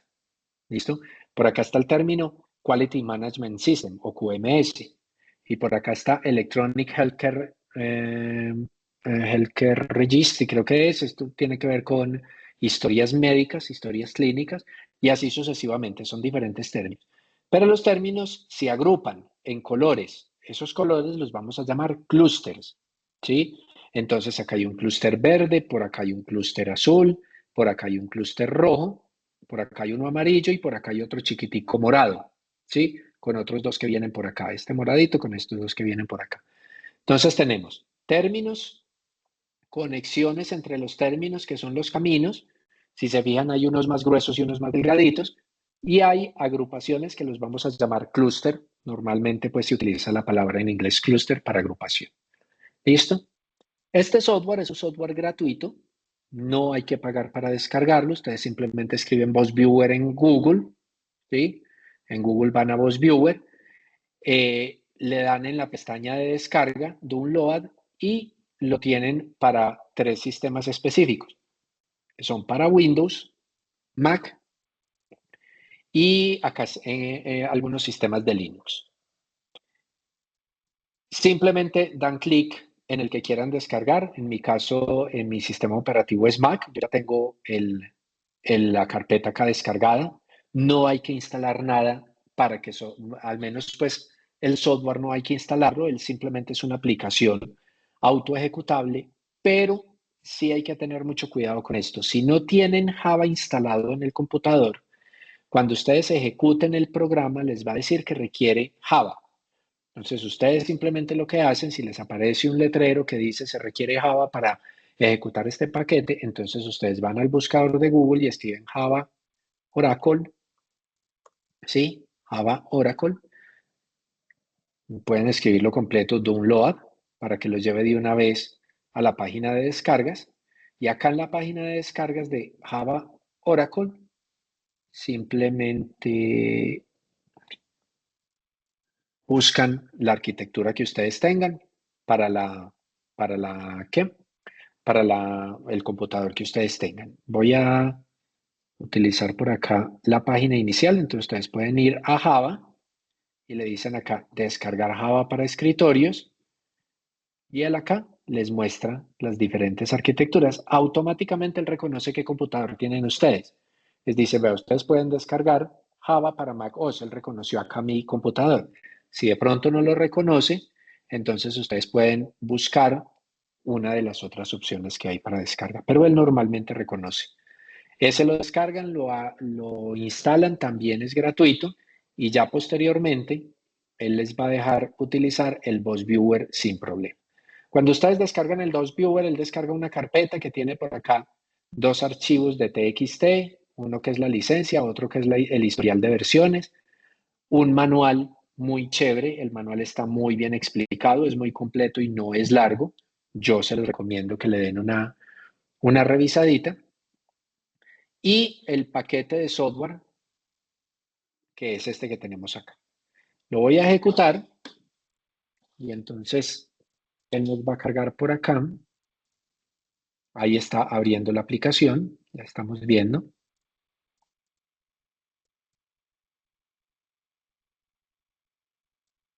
Démosle un segundo. Y él me está solicitando acá unos permisos. Yo le voy a decir permitir y me confirman por favor si estamos viendo la pantalla principal del software. Sí, profe, estamos viendo VozViewer. Perfecto, muy bien. Vamos a ver si hay preguntas por acá. No, listo, perfecto. De acá tenemos el VozViewer. VozViewer es un software desarrollado hace ya varios años. De hecho, si ustedes miran por acá, en este artículo, dice por acá que se han utilizado las herramientas. Miremoslo acá, Data Cleaning. Entonces, miremoslo acá, materiales y métodos. Entonces dice R, HASP, por acá Bibliometrics. Y vamos a ver si aparece por acá. VozViewer. Sí, VozViewer, acá está. VozViewer versión, entonces miren, 26 y 27. Entonces acá fue desarrollado por ellos, VozViewer, en el 2010 y sigue siendo un software muy, muy potente para el análisis bibliométrico.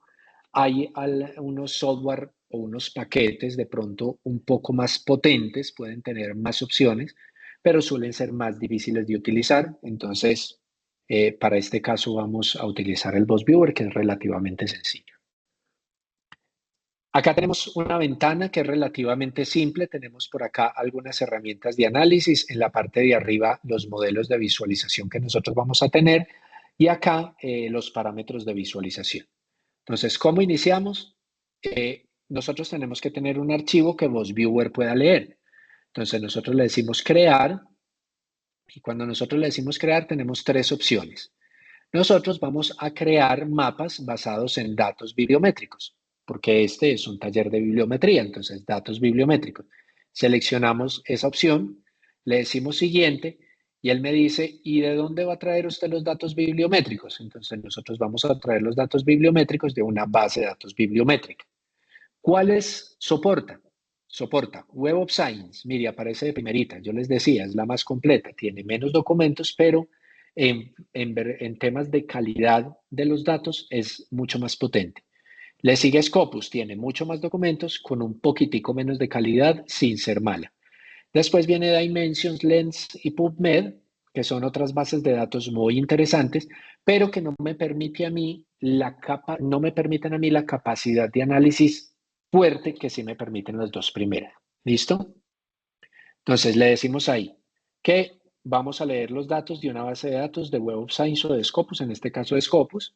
Le decimos siguiente y acá él ya me dice, ok, ahorita sí, deme el archivo.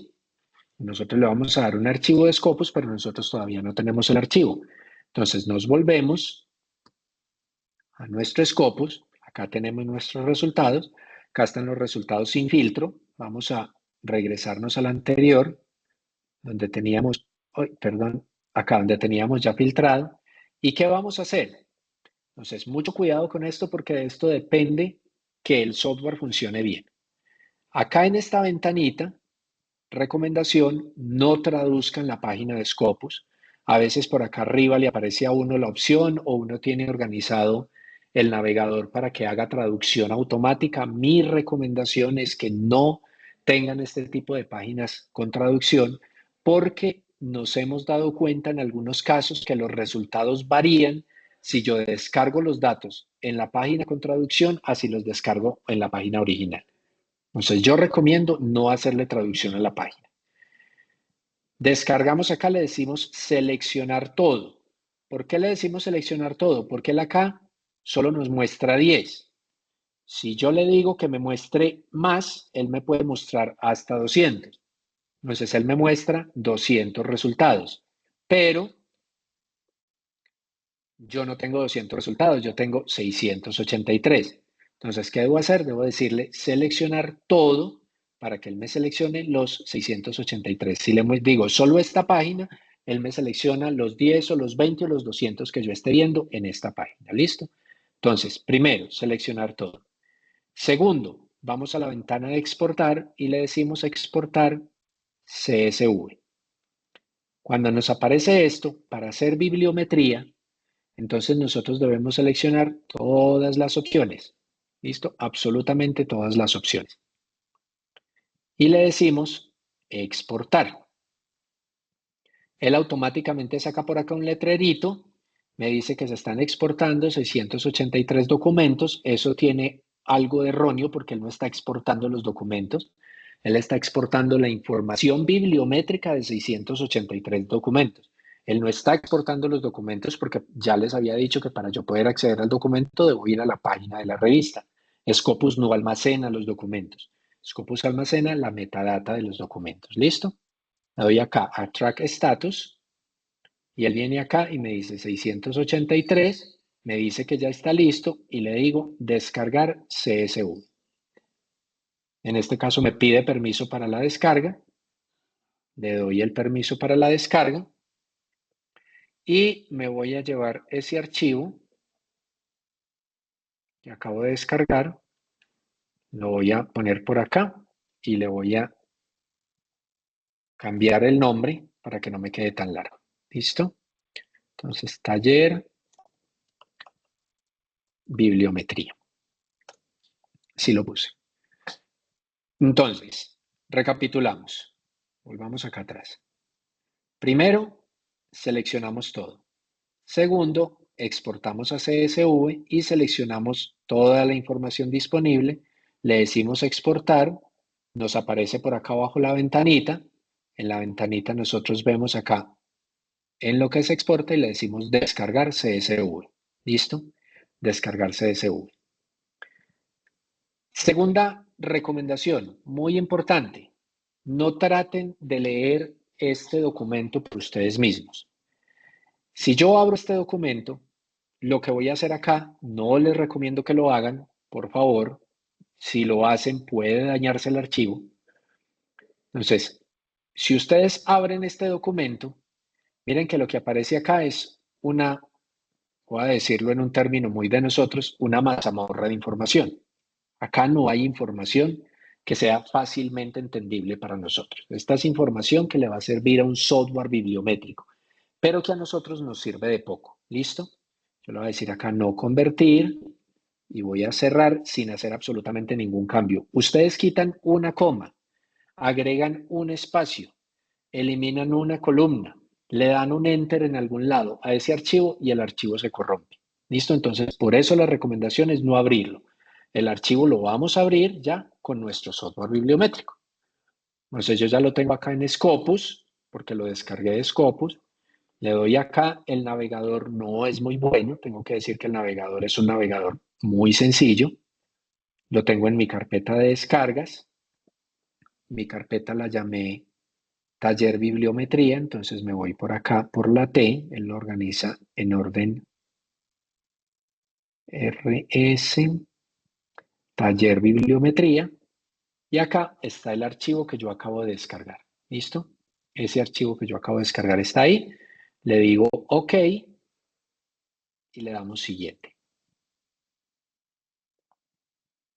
Y ya me aparece el tipo de análisis que yo empiezo a hacer. Vamos a hacer un recorrido rápidamente por algunos tipos de análisis que tenemos acá. Esto es de cacharrearlo, es de sentarse a leer el manual, de mirar otros artículos bibliométricos, qué es lo que han reportado y por qué lo han reportado. Eso es lo que hay que hacer porque los objetivos de investigación de uno no son los mismos objetivos de investigación de otro. La bibliometría, a pesar de ser una bibliometría, todos no la hacemos para lo mismo. Unos la hacemos porque queremos ver cómo están colaborando los países, otros pueden hacerla porque quieren ver cómo es la tendencia de la ciencia, otros pueden hacerla porque quieren ver cómo están colaborando las instituciones y así sucesivamente. Entonces, digamos que las opciones son muy amplias. Vamos a mirar acá algunas. Tipo de análisis. Y nosotros tenemos tipo de análisis y unidad de análisis. Tipo de análisis. Entonces tenemos coautorías, coocurrencias, citaciones, acople bibliográfico y cocitación. Para cada uno de estos tipos de análisis tenemos unidades de análisis. Entonces, en coautoría yo puedo analizar cómo colaboran los autores, cómo colaboran las organizaciones o cómo colaboran los países. ¿Listo? Entonces, vamos a iniciar con países. Entonces, coautoría de países. Y le digo siguiente. Entonces, él me muestra cuáles van a ser mis límites o mis cortes. Entonces, número mínimo de documentos de un país, 5. En este caso hay un 5. ¿Qué quiere decir eso? Que cuando yo vengo acá, en estos datos, y miro países, vamos a mirarlo por acá, países. Vamos a mirarlo acá, mostrar todo países. Entonces, miren lo que me aparece acá. Acá me aparece, por ejemplo, me aparece Surcorea, Ruanda, Polonia, Perú, Indonesia, Grecia, Etiopía, me aparecen con menos de 5, me aparecen con 4 y hacia abajo. ¿Qué significa eso? Si yo selecciono acá 5, significa que todos esos países que tienen menos de 5 no me van a aparecer en el documento. ¿Listo? No me van a aparecer. Si yo le coloco también un número mínimo de citaciones, miren que si yo disminuyo de 5, lo bajo a 4, me aumenta de 34 a 44, o sea, tengo más países. Pero si yo lo aumento a 6, me pasa de 34 a 28, me disminuyen los países. Si yo coloco el mínimo número de citaciones, si yo aumento 1, bien, 2, sin problema, 3, 4, miren que cuando aquí voy en 34, cuando aumento a 4, un país se me queda por fuera, el número de citaciones de un país. O sea que él también me cuenta cuántas veces un país ha sido citado. Y si voy por encima, entonces va a empezar a disminuirme. Cuando paso a 5, no cambia cuando paso a 6, a 7, a 8, a 9. Entonces miren que acá como que estos países están citados muchas veces. Entonces vamos a dejarlo en 0, vámonos únicamente con el límite de países. Me dice que hay 91 países y que 34 cumplen con el criterio de que tienen un mínimo de 5 documentos. Le decimos siguiente. Ahí me dice que escoja el número de países. Vamos a dejar el mismo que ya me seleccionó y le decimos, él me entrega una tabla o me muestra una tabla. Yo en esta tabla también puedo filtrar, ¿sí? Yo puedo decir, no, venga, me equivoqué y no me interesan los países que tienen 5. Entonces yo puedo filtrarlos acá. Puedo quitar a los que tienen 5. Yo podía haberlos filtrado antes o puedo filtrarlos desde acá. ¿Listo? Filtrarlos es que no me aparezcan, es quitarle el chulito que tenemos acá y le damos finalizar. Él me dice que hay un país que cumple con el criterio de un número mínimo de 5 documentos por país, pero que ese país no está conectado con ninguno de los otros. Me dice, usted está seleccionando 34 países, pero solo hay 33 países que están conectados entre ellos. O sea, hay un país que no se conectó con ninguno. Y como nosotros estamos haciendo mapas de conexión, pues él dice, para mí en realidad, el software que dice, para mí en realidad no tiene mucho sentido que usted esté analizando las conexiones y que quiera que le muestre un país que no está conectado con ninguno, ¿sí? Entonces yo puedo, y él me pregunta, ¿quiere que le muestre el set de 33 en vez de los 34 que usted me dijo inicialmente o quiere verlos todos? Entonces yo puedo tomar la decisión, cualquiera de las dos. Si a mí lo que me interesa es ver la colaboración, entonces yo atiendo la recomendación del software, le digo que sí y él empieza a generarme el documento. ¿Listo? Y ahí lo tenemos. Vamos a tratar de entender el documento entonces. Recuerden lo que yo les decía. Yo tengo términos, ¿sí? O unidades. Tengo conexiones entre las unidades. Miren que si yo me paro, por ejemplo, acá en Italia, entonces él me muestra lo que está conectado con Italia. ¿Qué está conectado con Italia? Está conectado Australia, Estados Unidos, Alemania, Reino Unido y España. ¿Listo? Tienen conexiones.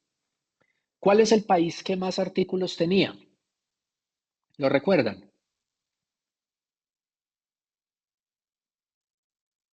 A ver si puedo mover esto por acá para otra pantalla.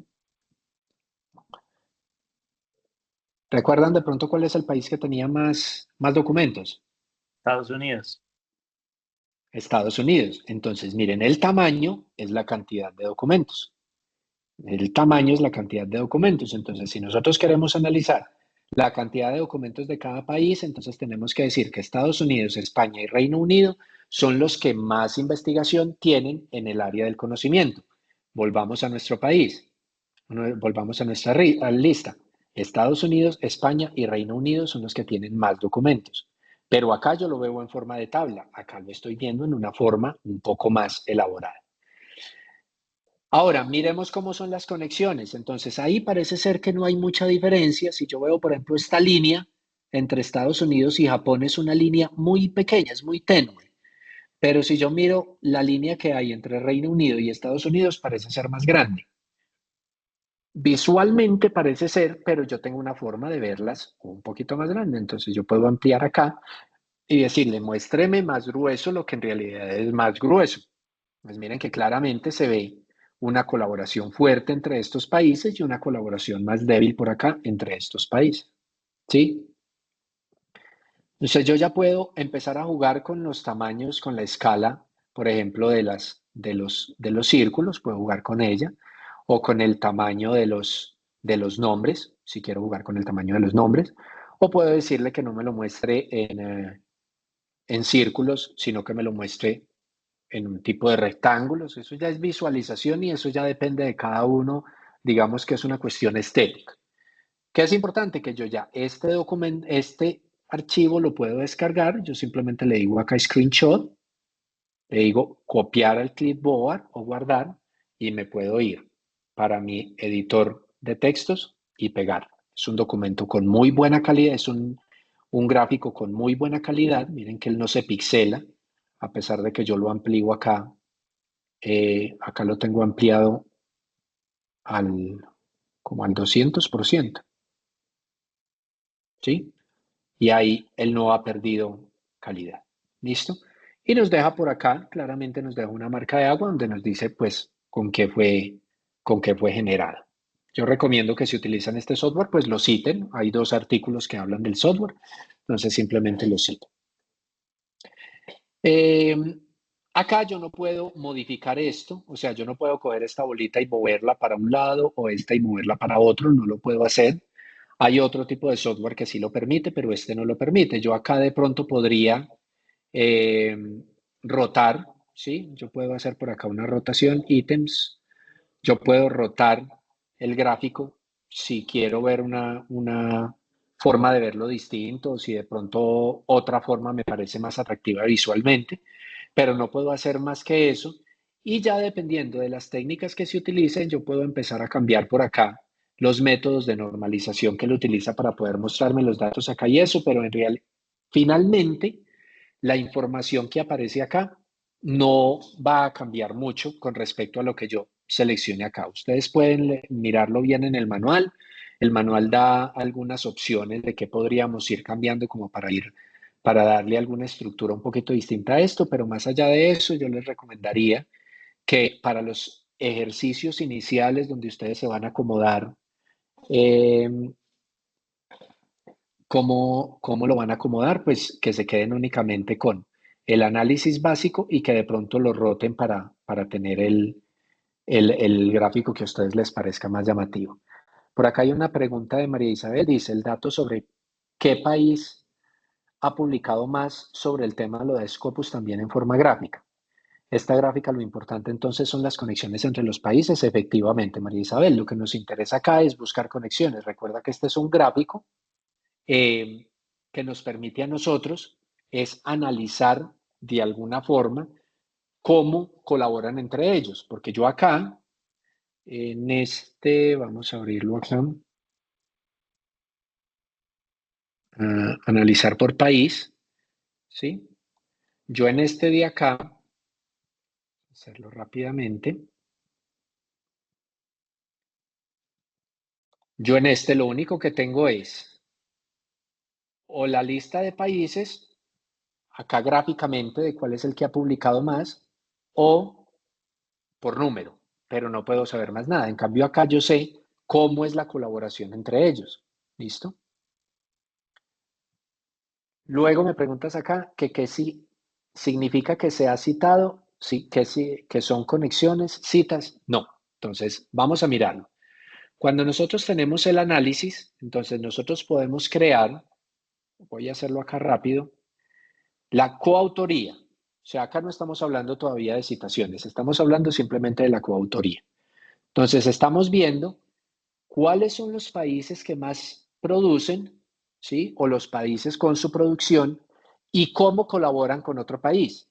Entonces, por ejemplo, acá nos está diciendo, vea, ahí vamos a acercarnos por acá a Irlanda, a Dinamarca e Irlanda. ¿Listo? Dinamarca e Irlanda. Tienen probablemente 5 documentos cada uno porque ese fue nuestro límite, es el valor más chiquito o el círculo más chiquito. Entonces tiene 5 documentos cada uno y dice que la fuerza, miren la parte inferior izquierda del software, dice que la fuerza de la asociación es de 1. Significa que de esos 5 artículos que tiene Irlanda y de esos 5 artículos que tiene Dinamarca, hay uno que fue escrito entre autores de los dos países. ¿Listo? Uno que fue escrito entre autores de los dos países, porque nosotros lo que estamos analizando en este caso, en esta primera caso, es coautoría. Ahora, si nosotros nos vamos para otro por acá, por ejemplo, miremos Australia, ¿listo? Australia y Reino Unido. Entonces, Australia, ¿cuántos documentos tiene? En la parte inferior central dice que tiene 32 documentos. ¿Y Reino Unido cuántos documentos tiene? En la parte inferior central dice que tiene 58. Ahora nos paramos en la fuerza y la fuerza de la asociación es 37.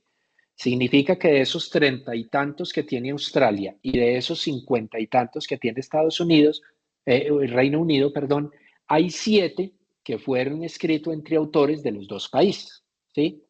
Puede ser un autor de Australia y un autor de Reino Unido, o varios autores de Australia y varios autores de Reino Unido que han trabajado colaborativamente entre los dos países para hacer la producción de esos 7 documentos.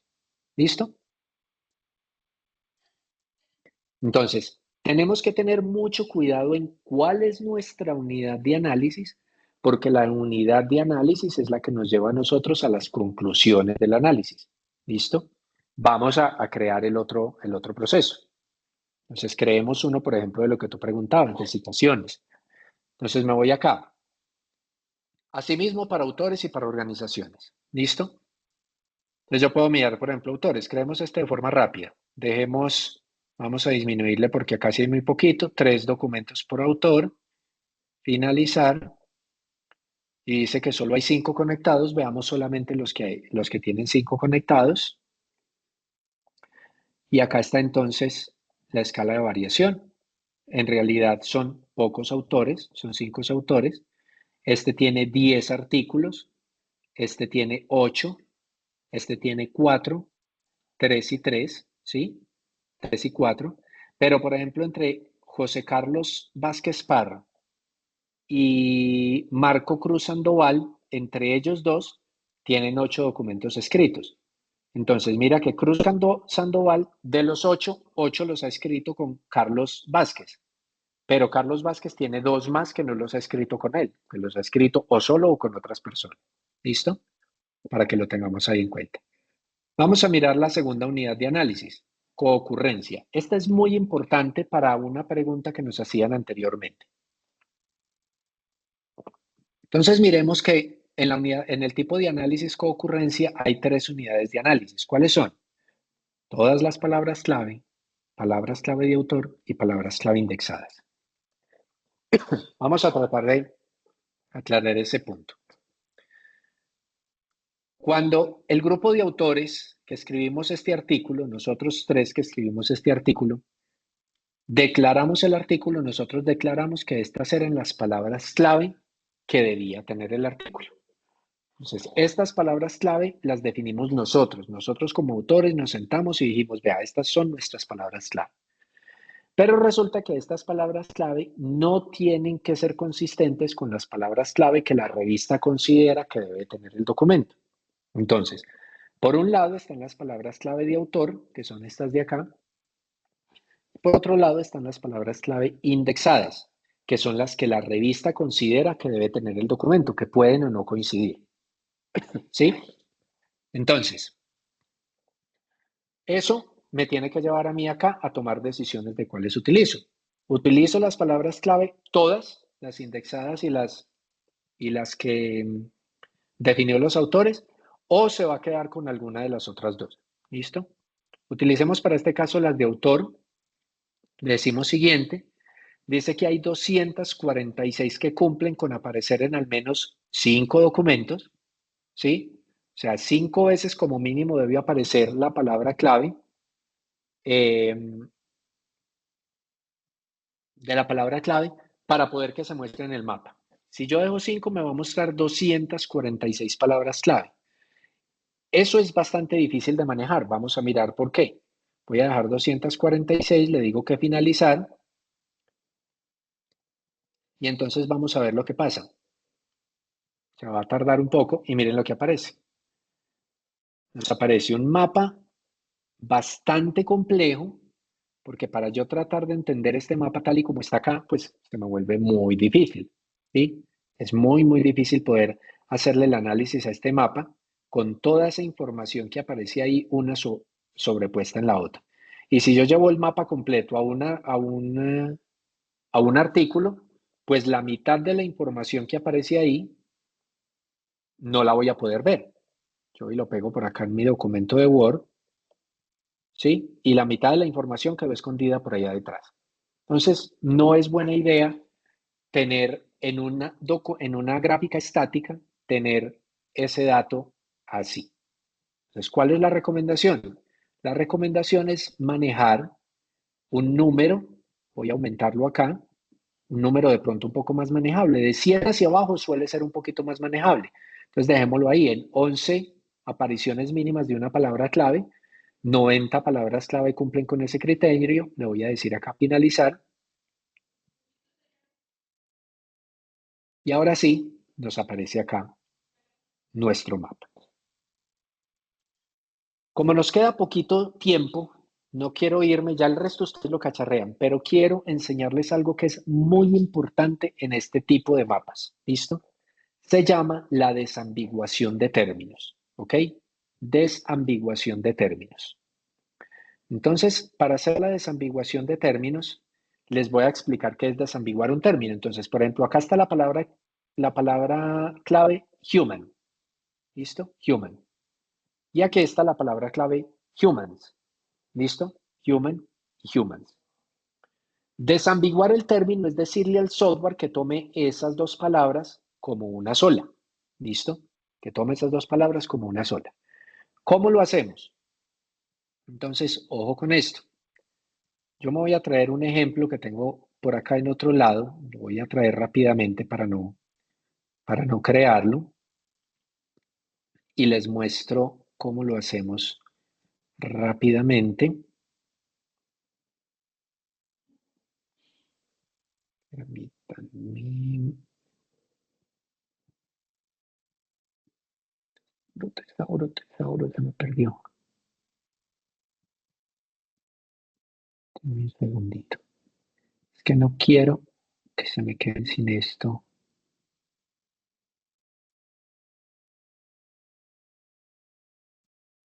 Tesauro. Listo. Lo voy a llevar por acá. Entonces, simplemente es un archivo de TXT. Mucho cuidado con esto. Es un archivo de TXT que va a tener lo siguiente. Yo voy a borrar todo esto de acá y solo voy a dejar. Ay, traje el que no era. Creo que traje el que no era. Bueno, vamos a mirar a ver si este nos funciona.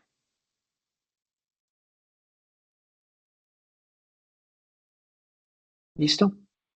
Entonces, por ejemplo, acá voy a escribir human y acá voy a escribir humans.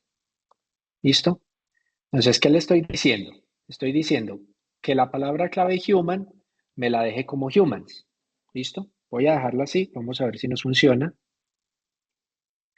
Archivo, guardar. Esto no debe tener más enter. Mire que no hay más enter acá al final. Si yo le coloco un enter puede ponerme problema. Y cuando le digo acá crear, miremos cuántas. Para 11, él nos mostraba 90. Le voy en la página anterior, donde voy a hacer las palabras clave, le digo que me utilice el tesauro, que yo acabo de crear. Le digo siguiente, y efectivamente no me funcionó porque me traje el documento que no era. Permítanme un momentico, yo lo traigo de nuevo.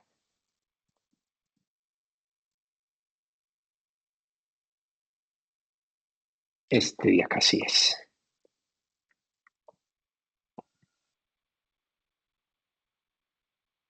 ¿Listo? Entonces, label replace by. Mira acá, el label human, tabulador, miren, esto no es un espacio, es un tabulador, lo reemplazo por humans. Humans, listo, perfecto. Digo acá, guardar, lo mismo acá arriba, label, tabulador, no es espacio, replace by, acá sí hay espacio, acá no hay tabulador, replace by. Sin enter después del final, nada más, le digo acá, guardar, y ahorita sí, nos volvemos a las 11 que teníamos, 11, y miren que ya no aparece 90, aparece en 89. Y cuando yo le digo acá finalizar, miren que me va a aparecer solo humans. Ya el human, ustedes no lo ven por ningún lado. ¿Listo? Hay una palabra clave que aparece mucho. Por ejemplo, artículo. ¿Por qué? Porque en el abstract suele decir, este artículo presenta los datos de no sé qué y no sé cuánto. Entonces, la palabra clave artículo no debería ser una palabra clave. Entonces, yo debería eliminarla. ¿Cómo la elimino? En el mismo archivo, voy a escribo artículo, tabulador, ojo, no coloqué un enter, coloqué un tabulador y ya, no le doy más nada. ¿Listo? O sea, la voy a reemplazar por nada. Le digo guardar. De nuevo creo mi palabra clave. Ahí está el tesauro ya cargado. Le doy 11 y miren que ya no hay 90. De 90 bajó a 89 porque human la convertí en humans. Y de 89 bajé a 88 porque eliminé una palabra clave que era artículo.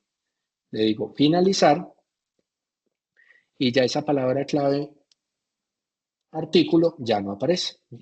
Entonces humans está solito, artículo ya no aparece. ¿Listo?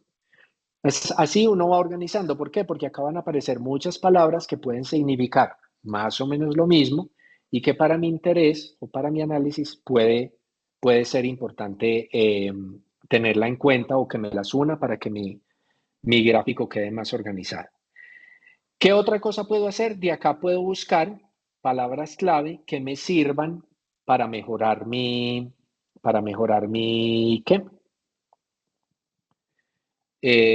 Para mejorar mi búsqueda en VozViewer. O sea que yo puedo, en Scopus, yo puedo de acá ir y refinar mi búsqueda. Por ejemplo, por acá me aparece gender stereotypes. Miren, gender stereotypes.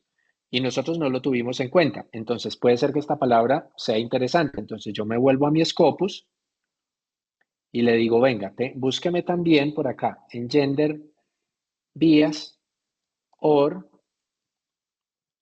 gender estereotipes. Vamos a ver si lo escribí bien. No, con I, con la otra I. Estereotipes. Y le digo buscar, estaba en 683, él me elimina todos los filtros, estaba en 1030 y algo, vamos a ver cuánto nos da. ¿Para qué esto final? Para mostrarles que yo no me puedo quedar con la primera ecuación de búsqueda que generé. Esa ecuación de búsqueda yo la tengo que ir refinando, ¿sí? Yo tengo que irla refinando cada vez a partir de lo que resulte acá y vuelvo y genero entonces mi gráfico. Por acá nos preguntan que si el tipo de operación solo se hace con un archivo en formato TXT. Para el caso de Mac, ¿sí? De Mac y de Linux, solo sirve con este archivo en TXT. Para el caso de Windows, sirve un archivo de Excel guardado como CSV. En el manual lo pueden leer perfectamente. ¿Listo? Vamos a desambiguar por acá cualquier otro par de palabras clave. Por acá está adolescent.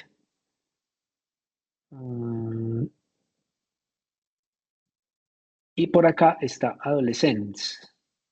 Es medical adolescents. Listo. Universities. Quisiera ver otra. Sí. Por acá está universities y university. Entonces desambigüemos esa. Tenemos university, tabulador. ¿Por quién la vamos a desambiguar? Por universities. ¿Listo? Simplemente le digo acá guardar. Y vamos a crear de nuevo nuestro mapa.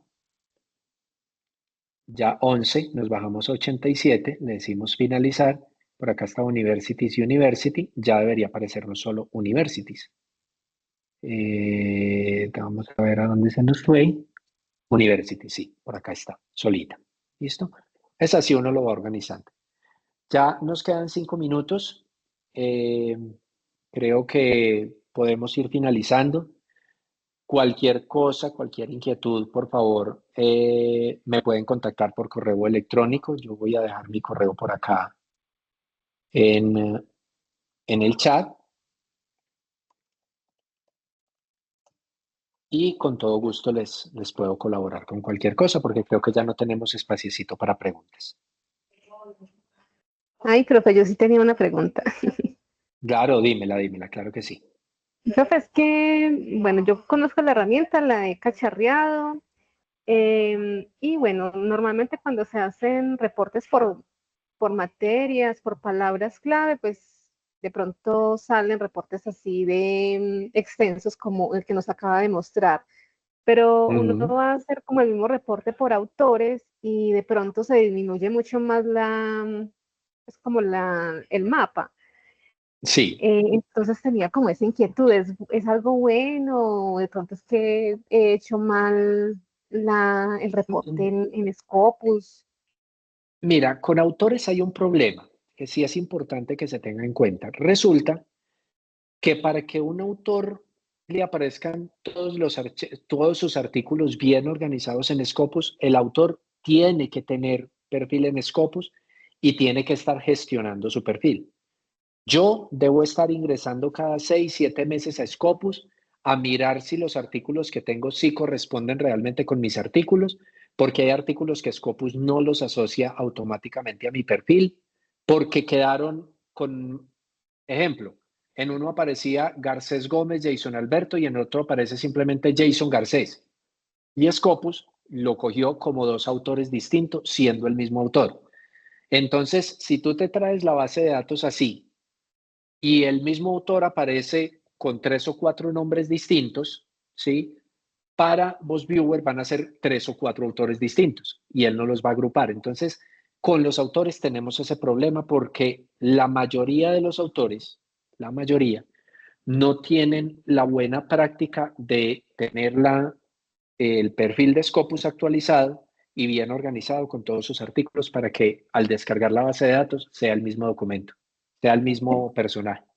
Entonces no sería una buena idea hacer un estudio por autores. Entonces, cuando vas a hacer estudios por autores, te recomiendo que te vayas a herramientas como Bibliometrics, que Bibliometrics te permite a ti internamente desambiguar tú misma los autores, porque la desambiguación de autores en VozViewer es muy compleja, muy, muy compleja. Se puede hacer, pero es muy compleja. Entonces, ahí sí es mejor irse uno a herramientas un poco más avanzadas. Muchas gracias, profe. Y ese análisis de la información solo se puede entonces tener en cuenta de las bases de datos que nos nombraba, de Scopus, de Web of Science, o de pronto de otro tipo de bases de datos, pues también puedo hacer uso de la información para poder analizar por la herramienta. Sí, el problema es que tienes que analizarlo uno por uno. VozViewer te permite analizar, recordemos, de Web of Science, Scopus, Dimensions, Lens y PubMed. Pero si tú tienes, por ejemplo, una base de datos de Web of Science y otra de Scopus, VozViewer no te va a analizar las dos al tiempo. O te analiza una o te analiza la otra. Algunas técnicas, de nuevo, más avanzadas, te permite a ti tener bases de datos de uno y de otro y unirlas en una única base de datos para analizarlas. Pero con VozViewer ya no va a ser posible, ya toca analizarlas con otro tipo de herramientas como Bibliometrics. Listo, profe, muchas gracias. Eran las inquietudes que tenía. Dale, mucho gusto. Por el resto, muchas gracias a todos por su asistencia, por sus preguntas, por su participación y espero pues que este abrebocas les dé algo de interés para ir y cacharrear un poco más con la herramienta y empezar a mirarla pues de forma más profunda. Ahí les quedó en el chat mi correo electrónico. Con todo gusto, si necesitan me pueden escribir, me tienen paciencia, eso sí, para las respuestas, pero con toda seguridad les contestaré cualquier inquietud. Profe Jason, muchísimas gracias por este espacio, por todo el aprendizaje que tuvimos el día de hoy, el taller. Reiterarles que quedará disponible en la página desde donde tenemos toda la programación y también en el canal de YouTube de la Mesa de Bibliotecas. A todos, muchas gracias por su asistencia. Por el chat también les compartimos el enlace para las personas que lo requieren, puedan hacer la solicitud de la constancia de asistencia. Muchas gracias Mm, a todos y bueno, nos veremos entonces en Muy, el próximo encuentro. Muchas gracias, profe. muchas gracias, Jenny. Feliz tarde para todos.